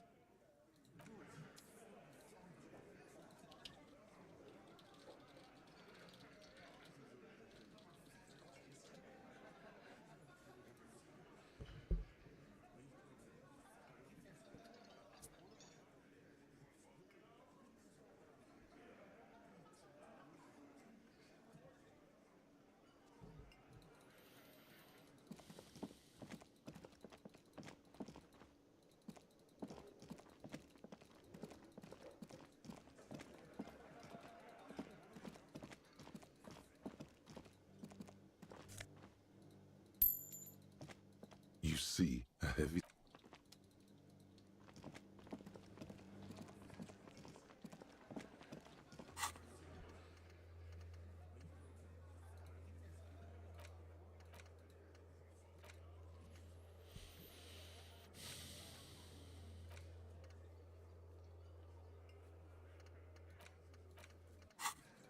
There's literally nothing we can do. Fuck.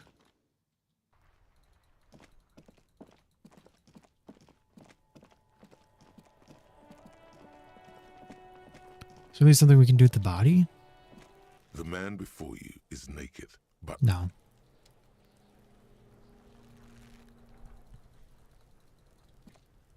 Very unfortunate situation we're in.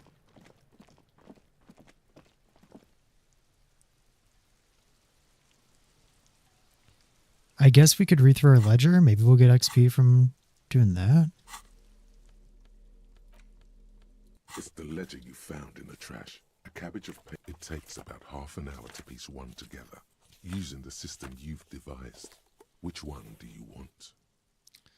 God, we're not even going to pass much time doing this.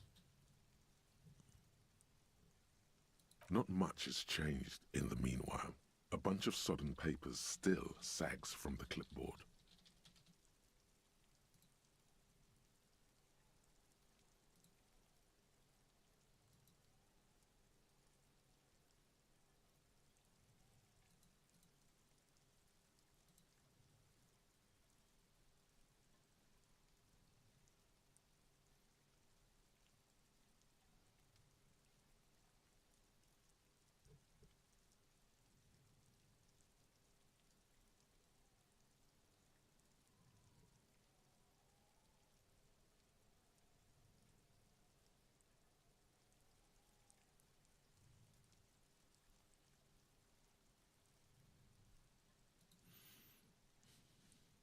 That's... Okay, we failed this time, The so ledger that's fine. quivers in your hand. As it shakes, it takes about half an hour to piece I guess one we'll read some together, case files. using the system you've devised. Which one do you want? Murder. Tum Tum Tum at the hookah parlor was a case originally assigned to an officer called Joseph Mills, who is now dead. Of circumstances completely unconnected to murder at the hookah parlor. How? Beaten to death by a throng of Villalobos gang members when him and his partner J.M., only initials mentioned, answered a call one night. It's a sad story, and it isn't really represented in your case files. Stop stalling and get to the murder at the hookah parlor. Joseph Mills was on this case that he just couldn't solve. Was doing it solo. Said it was a real nutcracker, a real brain twister. Was on it for, like, a month. The captain got impatient. Shit or get off the pot, Mills. Mills didn't get off the pot. Not yet. He kept at it for a couple of weeks more, racking his brains, running with every theory, as outlandish as they seemed. Still couldn't solve the murder at the hookah parlor. Tough case, he said. Toughest he's ever had. Was he a good cop? No. He was awful. Awful sense of humor, too. The worst jokes you've ever heard. Really rapey. Still, he'd been on it for months now. Said it was the final case. Said it was uncrackable. That murderer vanished into thin air. That goddamn hookah parlor was all he talked about. Okay, so the case is handed to you because Mills isn't getting anywhere, and you look into it. Here's the setup. A young man is found dead in a hookah parlor. You know, those places where you go and smoke bubblegum-flavored vapor all day.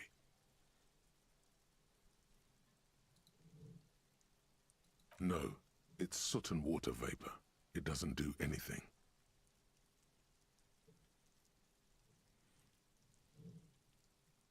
Yeah, so anyway, young man in his 20s found with his skull busted open, right on the floor of the hookah parlor, in the middle of the day. No one else is in there, only client that day. In perfect health, too. Some kind of movie producer. No one enters, no one exits. He's just sucking on his watermelon hookah all morning, all noon, like he usually does. He's a regular. No calls, nothing. Just sucking on the hookah until 15:45. Then bam, he's dead on the floor with his skull busted open, blood everywhere. What happened? How can it be? Mills has no idea. Invisible assassin, movie deal gone sour. Girl at the counter did it. Nothing fits. Eerie. Man just dropped dead. So you go to the parlor. You see cushions around the table. Tables low, heavy, really sharp edge. See? You can't even read the Oh, thing cool. We do get without XP from solving this. it. Yeah, it was that. Turns out hookah does do something. It turns off your brain's oxygen supply, and you don't notice it until you get up to go to the bathroom. He must have sucked a lot of it. Yeah, he liked his hookah. Stephen was his name. What was he doing there for 6 hours? Smoking hookah. Didn't you hear? I don't know. Trying to come up with a movie script, maybe. Anyway, that was Murder at the Hookah Parlor. Joseph Mills wasn't a good detective, and about 30 minutes has passed, piecing it together. Next. Let's do the couch in an unexpected location. Some assholes brought their couch outside and hung out on it. In the middle of the street, on the roof, on the hillside by the motorway. You know, at an unexpected location. They were young, and they thought they looked cool on it.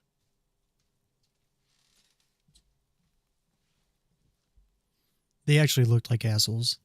Insufferable dicks. Young people are the worst. So anyway, you got a complaint about the damn sofa, or couch, or whatever it is. They were leaving it out in all these unexpected and whimsical locations.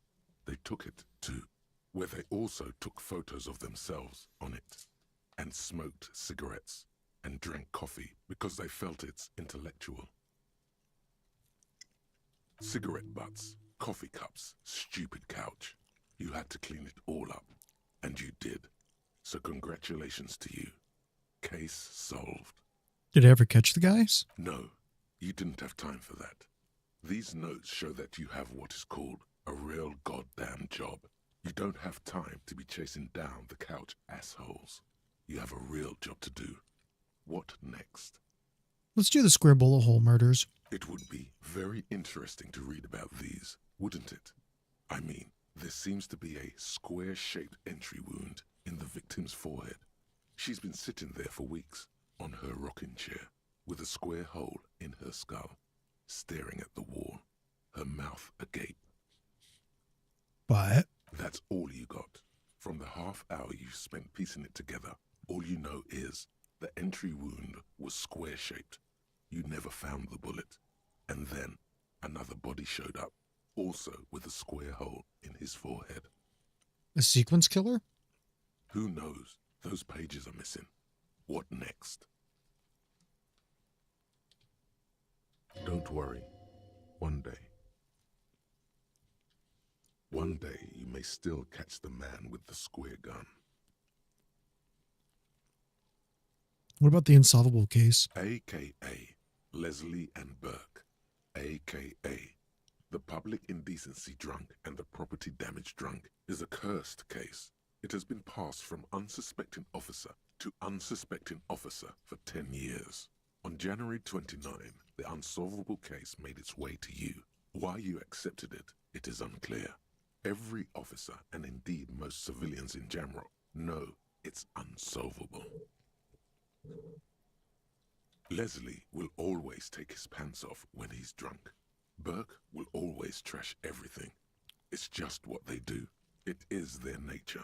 You cannot change the nature of a man, and you can't lock them away because public indecency and small-scale property damage are not punishable by incarceration. The only way for Leslie to stop flashing his genitals to bypassers and for Burke to stop dismantling signage and rear-view mirrors would be for them to stop drinking alcohol, which, in their 40s or 50s, it's hard to tell because of their distorted features, is a medical improbability on par with you ceasing to produce the expression. Can we just keep them off the streets? You would think that, but you're wrong. Where's the fun in exposing your genitals or breaking stuff in your own home? No, Leslie and Burke are on the corner of Main Street and Perdition, because that's where the action is. Can you keep yourself off the streets? Threatening fines, dragging them to the station, locking them up in the hellholes they live in, locking them up in the station, hypnotherapy, even trying to get the local gang of Zemyaki to take them out. The Zemyaki gave them ethanol, so Burke and Leslie would expose and rampage even harder. You tried it all, and still the complaints wouldn't stop, as they hadn't stopped for 10 years. It's plain to see from the files that you, Satellite Officer JV, and Special Consultant TH had more important cases to attend to. You uncover cross-reference to several ongoing investigations, each brought to a standstill every time you drive down Main Street. Because there they are, on the corner of Perdition. And what is Leslie doing? Probably property damage. No, that's Burke. My bad. Leslie's shtick is flashing his genitals, remember? How will you ever solve the unsolvable case if you can't even get that straight? Well, Man. Turns out it's pretty simple. The case becomes considerably less comic one day when Burke takes a swing at your ledger. He must have confused it with the property he likes to damage. But the joke's on him. You're also drunk. Drunk out of your mind on potent Pilsner. You slam the hardened plastic board in his face, then proceed to beat him unconscious with it. In the process, the ledger sustains damage. The compartment within, reserved for permeable documents, is jammed shut. You stop your assault on the now unconscious Burke to open it, but are unable to do so. The officer began to cry, reports Leslie, who, at this point, is tending to Burke. He came at us, and at us. I think he was trying to kill Burko. While trying to kill Burko, you slowly come around. The permeables compartment is open. You've smashed it open on poor Burko's kneecaps. The good news is, Burke can't walk anymore. Hey! Can't get out of his apartment, an invalid. With Burke to tend to, Leslie cuts back on the indecent exposure. Maybe he flashes his genitals to Burke. Who knows? But both drunks are off the street. The complaints stop. The unsolvable case is solved. Which is also why the officer responsible narrowly escapes a disciplinary hearing. The end. Do you want to read another one? This one is relatively easy to reconstruct. Overnight on 1202, a graffito, nay, a mural, appears on an 8-story tenement overlooking central Jamrock. The building is a sparsely inhabited ghost tower, part of a failed real estate development called Grand Couronne. Cause of failure, rent too high. The mural is enormous. 2 silhouettes, a man and a woman, are kissing. The text cut into their form reads, "True love is possible only in the next world. For new people, it is too late for us. Wreak havoc on the middle class." People call it that thing and that fucking thing. It's visible for miles. In 2 days, the station's complaints desk gets clogged with requests to remove the bummer. You and your partner are assigned to the case. The graffito crew is easy to track down. Only the bell lecturers have the literage of industrial paint to cover the surface. One of the graffito artists is rumored to be rich. They take responsibility for the execution, but not the design. The ideologue of the Next World mural, as the crew calls it, remains an unknown. Wait, do I ever find out who came up with it? And I will also be right back. The case files do not show you finding the author of the design. The crew agrees to clean up after themselves. However, your partner, JV, is against the removal, citing public support for conservation. This leads to a debate in Precinct 41, which then spreads to the streets of Jamrock, ending in a rare plebiscite organized by you and the rest of Row 3.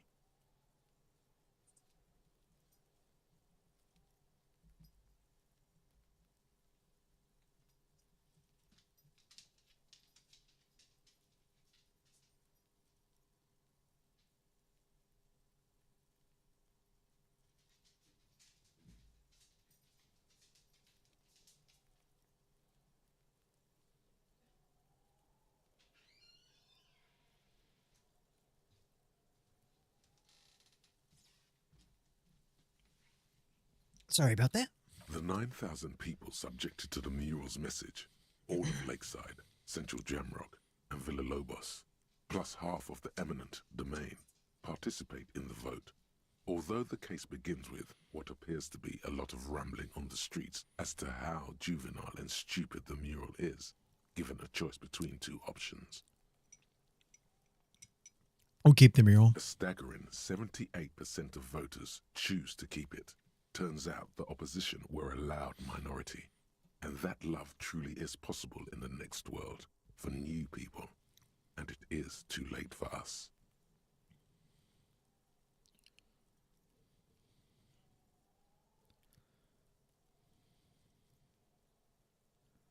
All that remains is to wreak havoc on the middle class.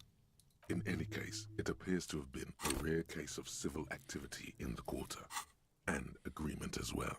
What do you want to tackle next? Not much. Maybe we can go see Plassence before. Yeah, she's still open, it looks like, so we'll buy a book from her to read.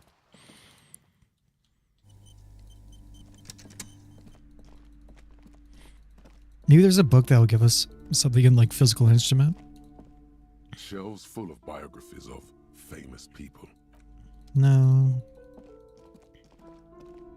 This bookstore is not amidst the various books. You find one written by someone named Matthias W. Dundas.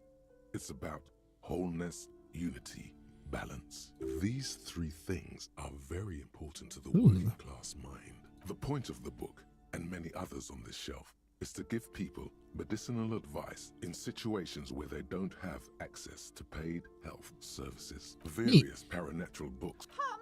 I can't have you end up like... Oh, so I can't buy them. Shelves filled to the brim with crime. These was not a single mention. A killing is declared. Shelves filled crime. These was not a single shelves filled to. Oh, you're a police officer, apparently. Oh, I guess we can't buy any of the books. Shelves full of biographies of famous people. A true cultural touchstone. Brow sudden eyes next. I'm sorry. Guess you can only buy the one book, huh? Alright. Oh, there's books down here too. The display rack is brimming rows and rows of him, maybe 100, not even close. Man from Hyomdal in hell. Man from Hyomdal and the forest of slaves. Nothing of interest. Damn. We will read the book. The Greatest Innocence by João Paulo Salomão Lopes de Fuego. The book is large and heavy. Browsing through the various chapters, you try your best to understand the ceaseless overflow, the sprawl of names, dates, places, events historical. Most of it ends up as a twisted mass of facts inside your brain. Your educational survey is done. Did you catch any of that? No. Oh well, it's pop quiz time. Let's see what you've learned. This might take a few minutes. You ready? Sure. That's the spirit. Here we go. Question 1. Who was the first innocence? Oh yeah, this is what I was made for. Dolores Day? Incorrect. Dolores Day was the innocence of humanism, internationalism, and the welfare state. She codified parliamentary democracy and created modern institutions. Among these, the moral intern, she was powerful and beautiful on all her icons. Her colors are silver, white, and apricot. And when you think her name, Dolores, stomach acid rises to the back of your throat, and it hurts. You see a flash silver, a wreath, an airport bag, and blonde hair. You don't know why. Another choice, perhaps? Steer clear of this one. There's something terrible about this one. What? A strange sensation of loss. When she left the earth, the dust, and the ice, and the humans. That is unimportant to the quiz. Stop thinking about this. Yes, the quiz is impersonal. No need to rouse sensations in yourself at the mention of Dolores Day. Who was the first innocence? It wasn't Dolores Day. What about... Alright, so... Is it Sola? Incorrect. Aw. Sola was anointed during the previous century and even lived to see the current one. She was an urban planner who spoke her mind and largely left history to its own devices, encouraging people to excel on their own rather than prescribing to a deified model of history. She is often called an anti-innocence. Sola resigned after an assassination attempt by a Yugo nationalist who blamed her for not taking the side of the left during the turn-of-the-century revolutions. Innocences don't usually resign. Care to try again? The Pericarnassian? Correct. Nothing much is known about him. It's not even clear that he was a he, but Franco Negro presumed as such and called him Pius. He's depicted as a young man with molten gold pouring out of his mouth. All he spoke was gold. It's said he invented God and equality of men before God. He also introduced the gold standard as a way for measuring people's love for Aurum. As the first innocence, he declared that there should be more of those like him. It is presumed his disciples were the beginning of the Holy Party, the founding party. Question 2. Who was the strongest innocence? Easy. Everybody knows the answer to this. You, me, anybody.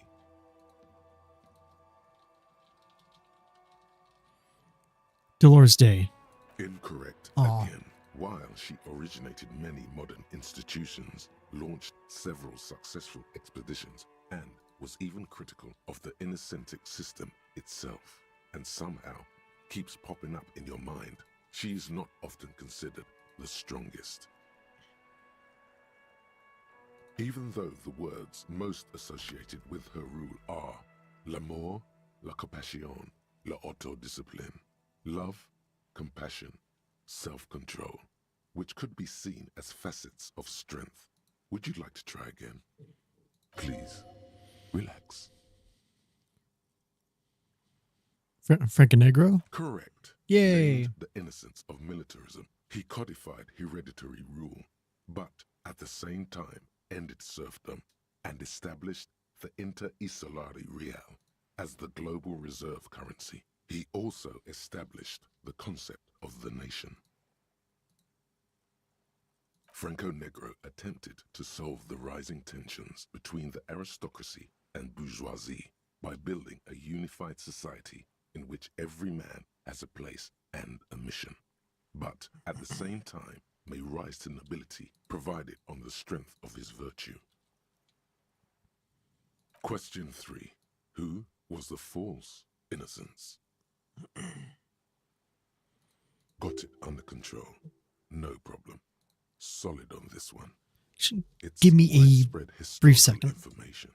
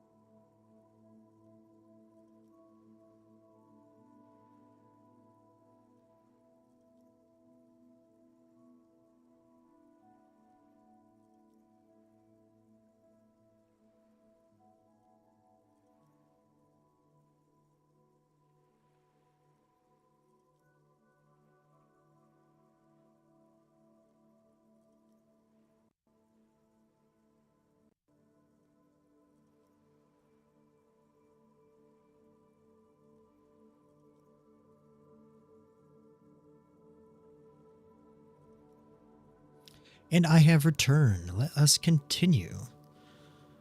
Was it... Man. Kedra? Incorrect. Kedra is a large nation in the mid-northern area of the Muindi Isola, north of the Occident, between the Ilmarin mountain range and the Pacentic Mare Interregnum. Care to try again? Stepan the Despicable? Incorrect. Stepan the Despicable, regent of Kedra, was a ruler who conquered the known world during the Kedriatic conquest, instead of the despotic Erino Pasternak. Would you try again? Erno? Correct. There have been a number of counter or false innocences, some assumed to have innocentic qualities, some who just thought so themselves. Occasionally, they have the support of a faction inside the ecclesiastic organization, and accusations of foul play have arisen. The most famous and important of these was Erino Pasternak. He was into torture, despotism, hymns, cannons, and world conquest, but got defeated and humiliated by Stepan the Despicable of Kedra. Final stretch. You've come so far and learned so much. This is the most important one. Question 4. Who was the greatest innocence? The most important of them all. The most precious to humankind. I've got it. Honest. Dolores Day. Correct. Yeah. The Mesk might see Franco Negro as the father of nations, but as of this century, there's been a great shift in attitude. Dolores Day has become widely regarded as the greatest innocence. A most radical change to the whole fabric of the world. Everything from inter-isolary travel to the connected world to 3 consecutive scientific revolutions can be traced back to her. Every decade that passes, she seems less human somehow and more beautiful. Congratulations on finishing the test. The results and your subsequent grade have been calculated. You get a D.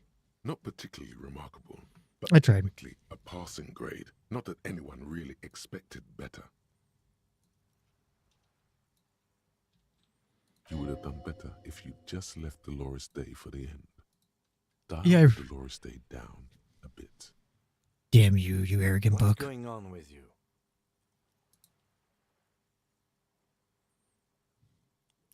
This thinks it's so smart, god damn it. Okay.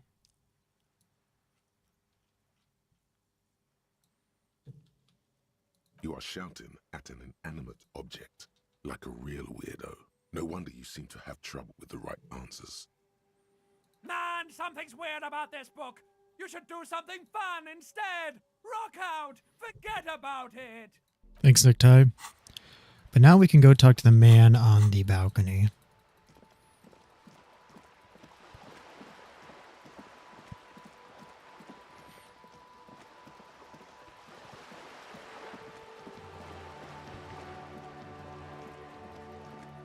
A little bummed out that we couldn't progress to the dockyard today, but it is what it is. And we will have enough XP to level up soon, so maybe we will be able to do something with that. We're going to try doing physical instrument when we can, but I'm thinking what we're doing is if we don't succeed on the physical instrument, then we'll like internalize the thought. Gendarmerie, you found me. His slender figure is backlit by city lights, its distant streets and motorways flashing like diamonds. It feels like a Friday. He seems to be in a good mood tonight. We got your hint. Found the key right under the stone. Beautiful.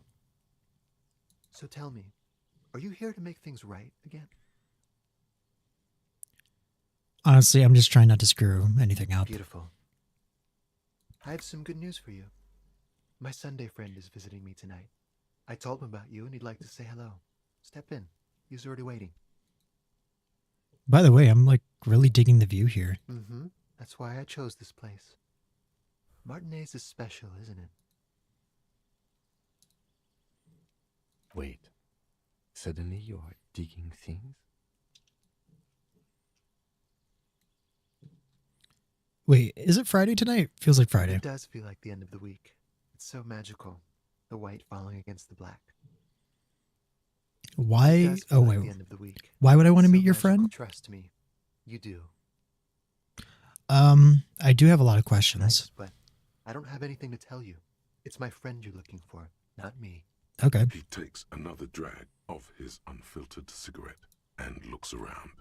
It's getting dark, and the neighboring windows have lit up one by one. Besides, I've got to run. He's going to leave you alone again. That's sad. Something tells you you're never going to talk to an individual this cool or mysterious ever again.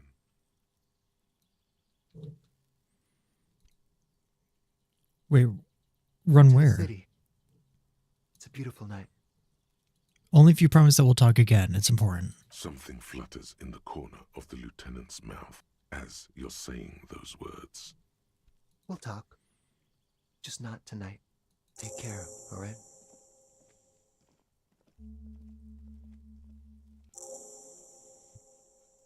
And he's gone again. Looks like it's becoming a theme for him. He's always leaving. Why is he always leaving, Kim? Who knows, detective? It's a mystery.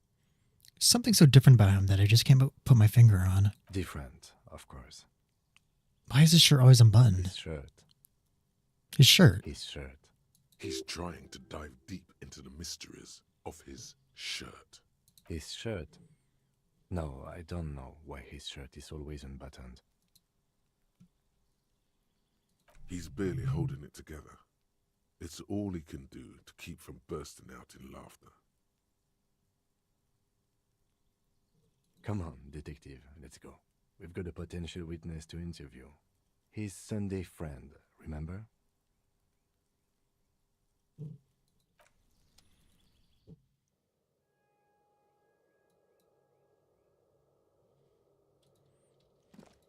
Let's loot the place first. Like a good guest.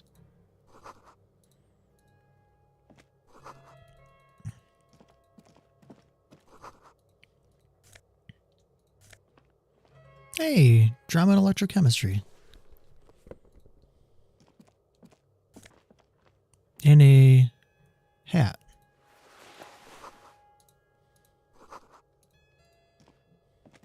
Officers of the Revachol Citizens Militia.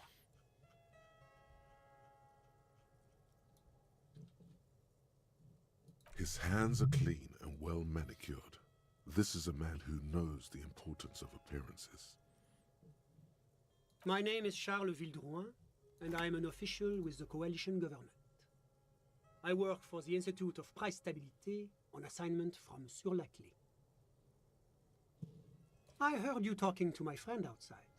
Very good. Super. I am here to assist you in any way possible. Ask me about the hanging. Hanging? What a drag. He seems like a cultured gentleman. You should ask him about the finer things.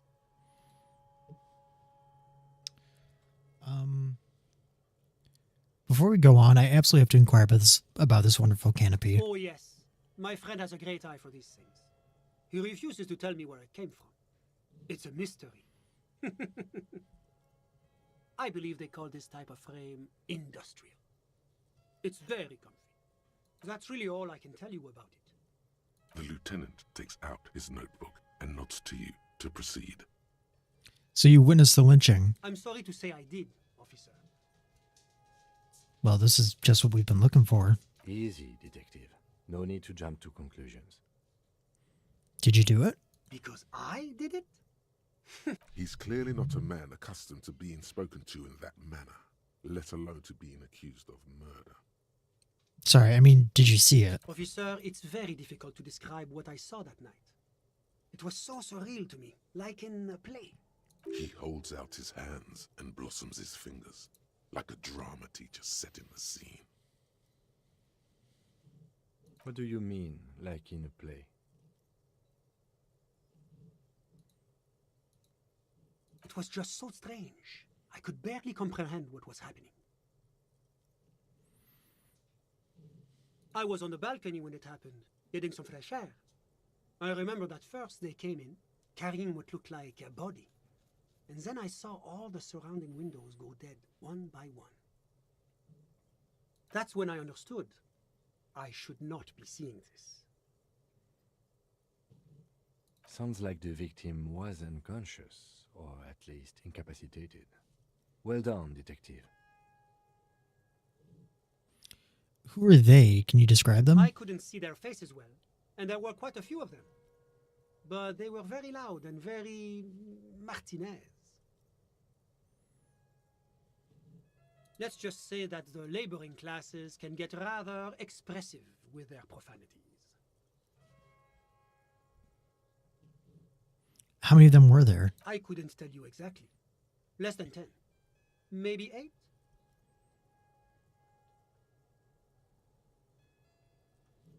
The lieutenant sends you a sharp look at the mention of that number.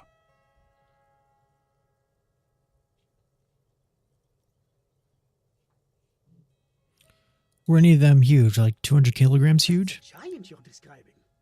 No, they were all quite human, as far as I could tell. Did any of them look like drummers? Drummers? Why, no. But then, I don't know what a drummer is supposed to look like. I think we can drop the drummer angle. That was my bad.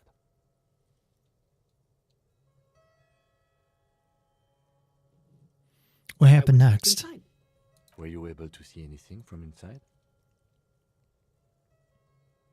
Officer, the yard was pitch black. There was nothing to see, but I could still hear their voices. They were threatening to kill that poor man.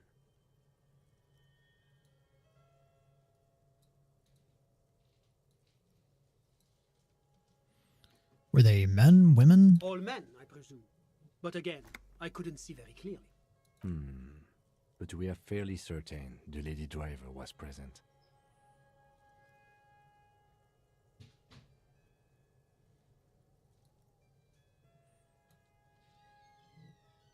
Are you sure at least one of them wasn't a woman? It's possible, officer, but I cannot say with certainty. It was very dark, you must remember.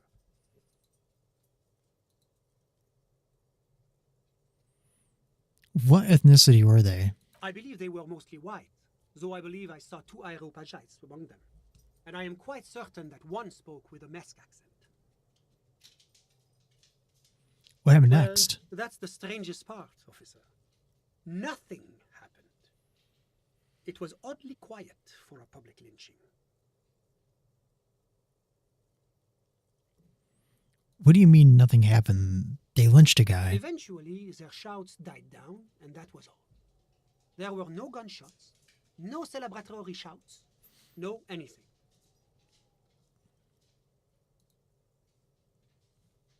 So why didn't you call the RCM? You're right, of course. That is what one is supposed to do in such circumstances. I was simply in shock. I'm afraid I don't have anything else to add. About what time was all this happening, approximately? All I can say is that it was late. So let me get this straight. You didn't actually witness the hanging itself, did you? No, I didn't see the corpse until the following day. It seems this wasn't the break you were hoping for. I think we have everything we need. Thank you for talking to us, Mr. Villedroit. Of course, anything I can do to assist the RCM. So what are you doing in Martinet? The coalition is only looking out for the price stability. Inflation is a killer, like a heart disease blocking the normal circulation of the economy. It must be controlled. The economy impacts the entire international community, which is why it requires international oversight.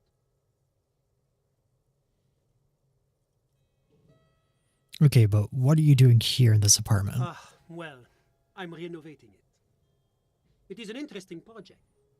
The building used to be a 12-story skyscraper before the cannons took the top 4 stories off. This, of course, happened when the coalition forces landed here. You could say I'm undoing some of the material damage the international community caused when we arrived here.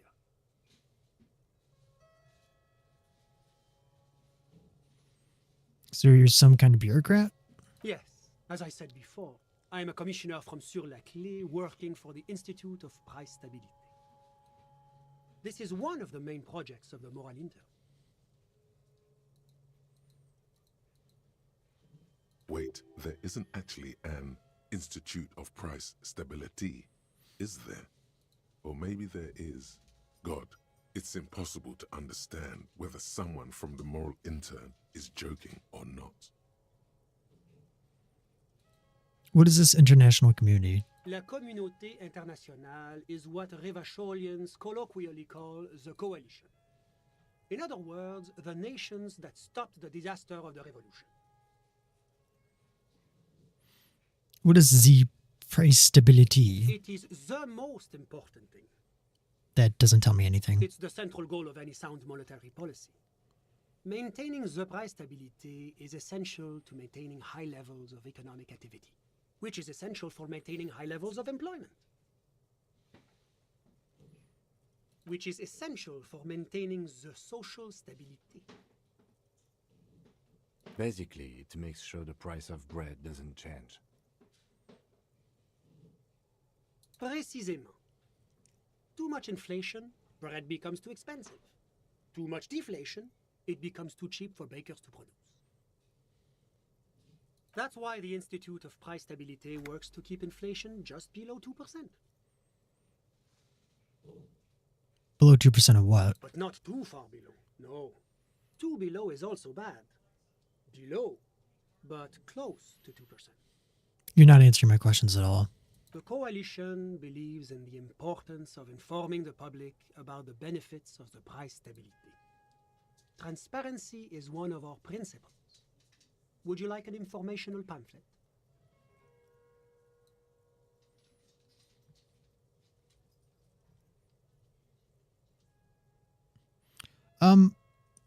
Sure. I'll take a leaflet. Monetary policy is essential for addressing uncertainty. Stability is the raison d'être of the Moral Inter.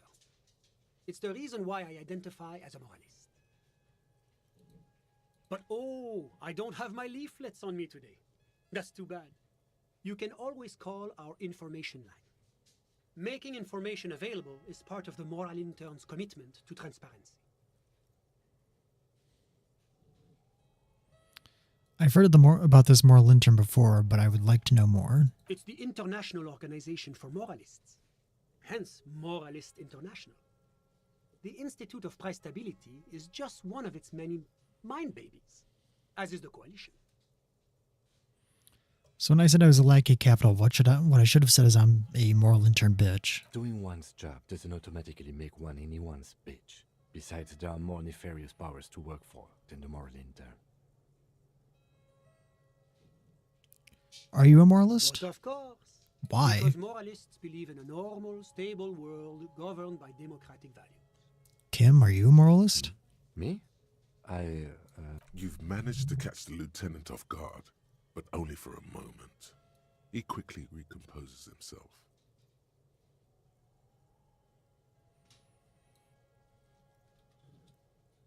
I'm a lieutenant of the RCM, dedicated to maintaining law and order in Ravachol. A very moralist answer. The lieutenant is practiced in the art of putting on a show for one's superiors. But what is a normal, stable world? The Occident is part of the normal world. Oranje, Sur-la-Clé. Yeah, Martinez doesn't seem normal or stable. Martinez? No. Martinez is something else. What about the rest of Revachol? Is it part of the normal world? Revachol is generally difficult. It's led by an interim government, which means it hasn't yet achieved full democracy. But they are working towards it. You're all doing very well here, relatively speaking.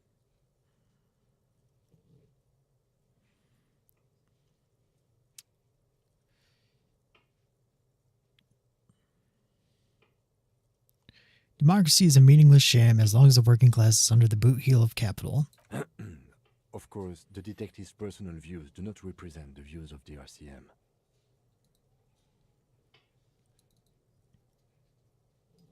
Ah, my friend. But the lesson of the revolution is that communism does not work.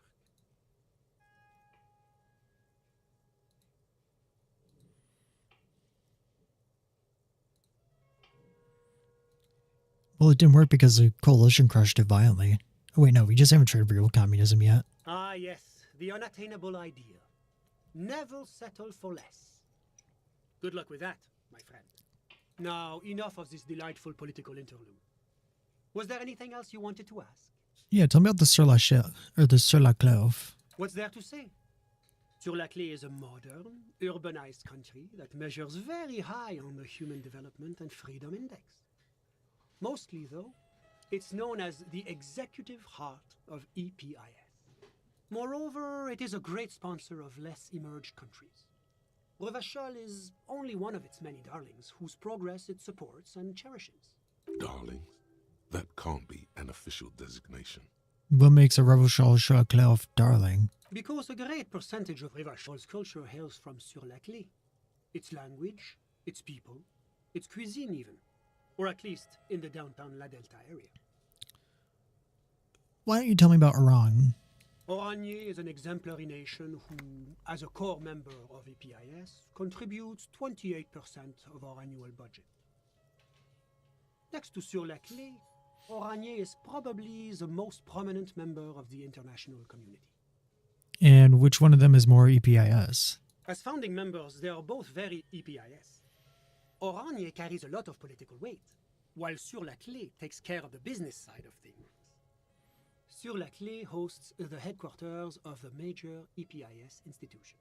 Okay, but outside the EPIS, what is Oranje? Oranje's economy is one of the most advanced in the world. It has successfully transitioned from heavy industry to advanced services and generally acts as an engine for sustainable change in the international community. But that didn't tell you anything about Oranje. Can you just, talk like a normal person? About what? About Oranje, just tell me what it's like there. Oh, it's very urban and very well organized. Their streets are clean, their horse cars run on time, the people are polite and efficient. Like I said, they are an example for less emerged nations to follow. Let's talk about something else. Whatever you wish, officer. Can you tell me about your friend? Ah, my friend. My friend is a good young man. His family immigrated here from Kedra, and life has not been easy for him. But he understands the importance of education. He has taken his future into his own hands, and that's all that matters. What's Kedra? Kedra is a candidate member of APIS. But, between you and me, their potential membership is a more contentious issue. What do you mean? That it's never going to happen. They entered negotiations in 21, and it's been pending ever since. Yeah, but that doesn't tell me anything about Kedra. It's warm. It's also known for its mandarin trees and dust storms from Supramundi. Kedra is an emerging market, but it still has a long way to go. Maybe that's why my friend's ménage decided to emigrate. How did you two even become friends? How did any of us become friends? Bad things happening on the Insulindian Isola? Oil platforms ablaze in the night? Civil wars lasting for years? Finally, the international community is forced to step in.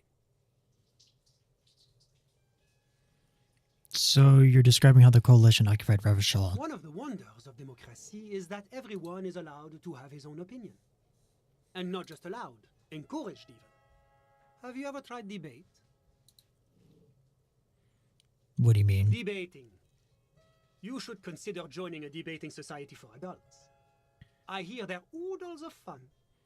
I used to have a flyer for one, but now that I start thinking of it, it was for an improv class anyway.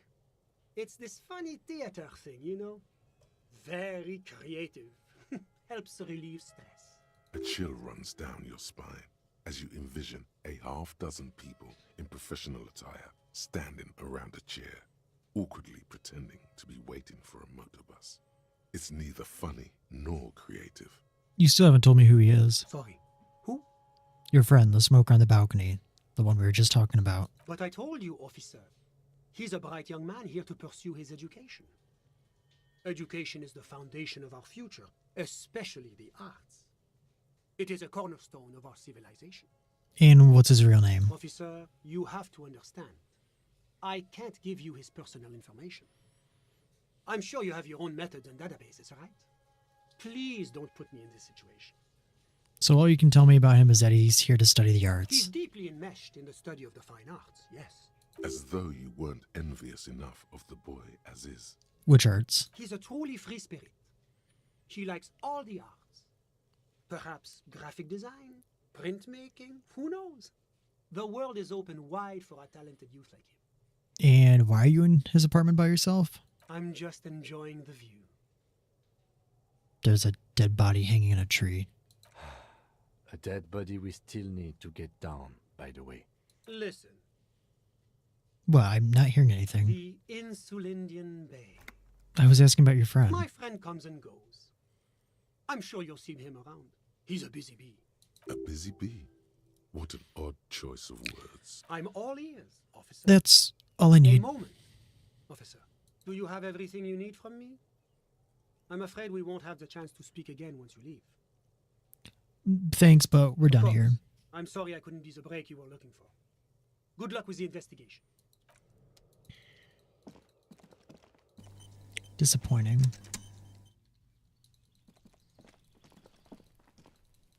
Wait, what's over here? Oh, wait, I think we have to... Yeah, we have to be up top to get that. Let's see if we can deal with the racist dude.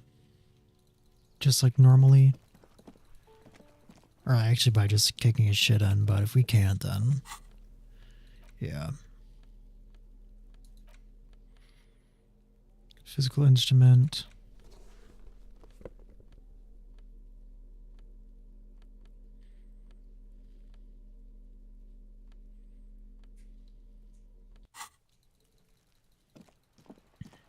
Because we're gonna quick save, level up, try that. And if the physical instrument doesn't work, we're just gonna reload and go with the thought. Maybe, actually, because we can try leveling up physical instrument, which won't hurt us anyways. Then worst case scenario, we have to internalize it tomorrow.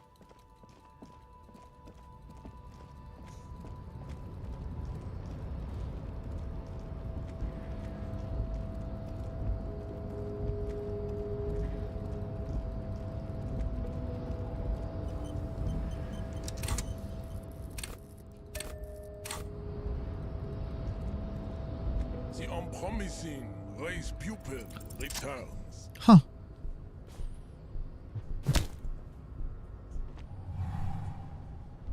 Just like that, instinct took over. A solid strike straight into his throat, into the cartilage. You could swear you felt the soft palate break. The man is reeling, gasping for air. Time stands still around you. In the distance, the sounds of the harbor are falling silent. All you hear is a small gurgling sound as a trickle of blood appears on the man's lip. Let's back up and perform a 360 flying spin kick.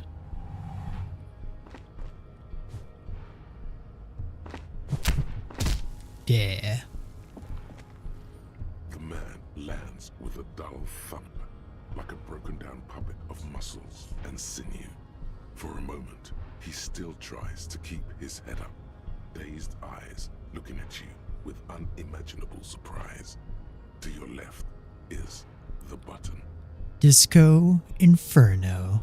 As you slam your fist on the button, the man collapses entirely, his head rolling to the side. Looks like you're the new measurehead now. Her voice is surprisingly calm. No one is the new measurehead. Let's go before he gets up.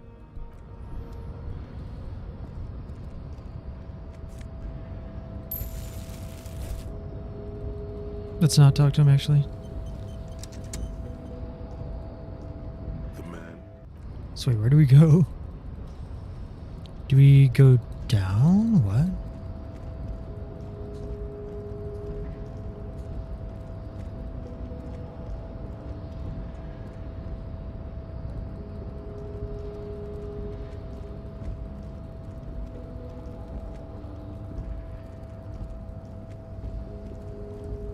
Because we hit the button.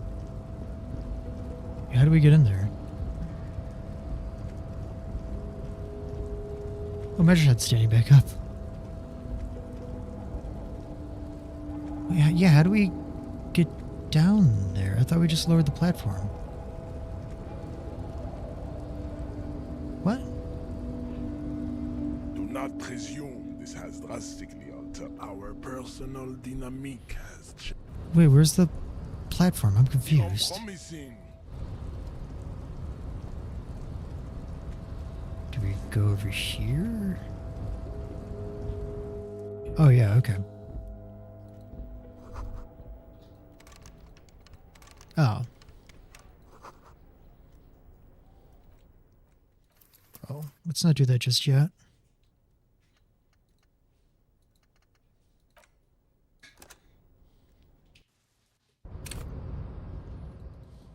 We're gonna actually head to bed. 'Cause I think that's a good place to stop it.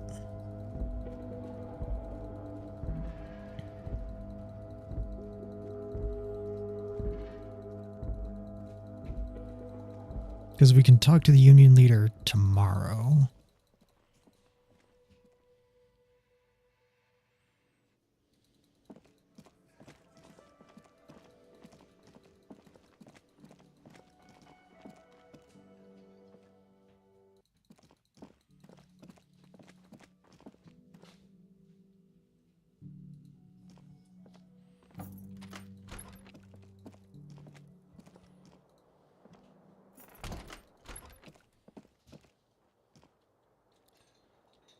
Okay, let us go to The bed. bed is still cold from the broken window, and not... The bed is still cold from the wind blowing in from the broken window. The mattress creaks as you close your eyes and try your hardest to fall asleep. Here we are again, my broken bud. The waves are coming, carrying you away. But you can't go. No, you have to stay. Always half aware of yourself. You're not cooperating, brother man.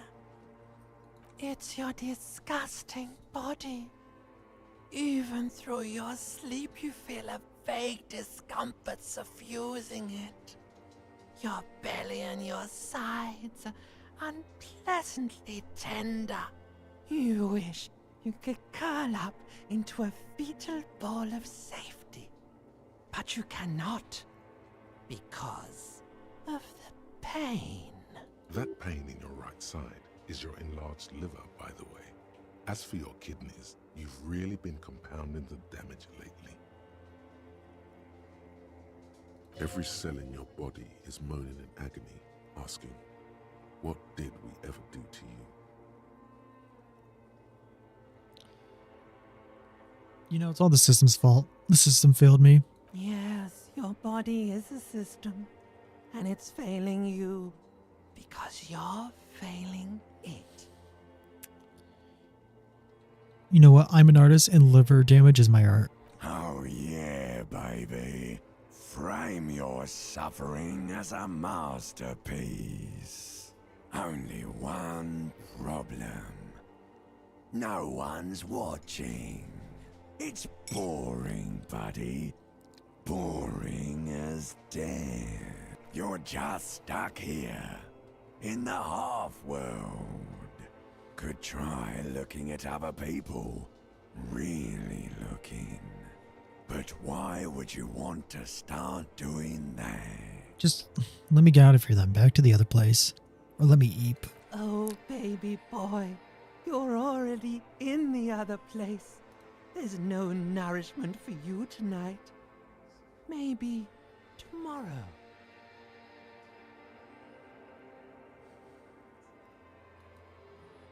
Maybe if you know, like, took a lot of drugs before you go to sleep, that'd do the trick. Maybe if you cracked the damn thing, then you'd feel satisfied and tired, holding the picture puzzle in your hands, complete. Maybe if you weren't so hard on yourself. What do you think you're doing right now? Coming to some greater awareness? Look at all these lights, blinking in and out of existence. Thoughts! You're just pretending that you're asleep, even to yourself, while the world goes on without you. Let it. Let it. But it never seems to let you go, does it? Time to rise and wipe that shining sweat off as best you can. Gather your bearings. Rock and roll.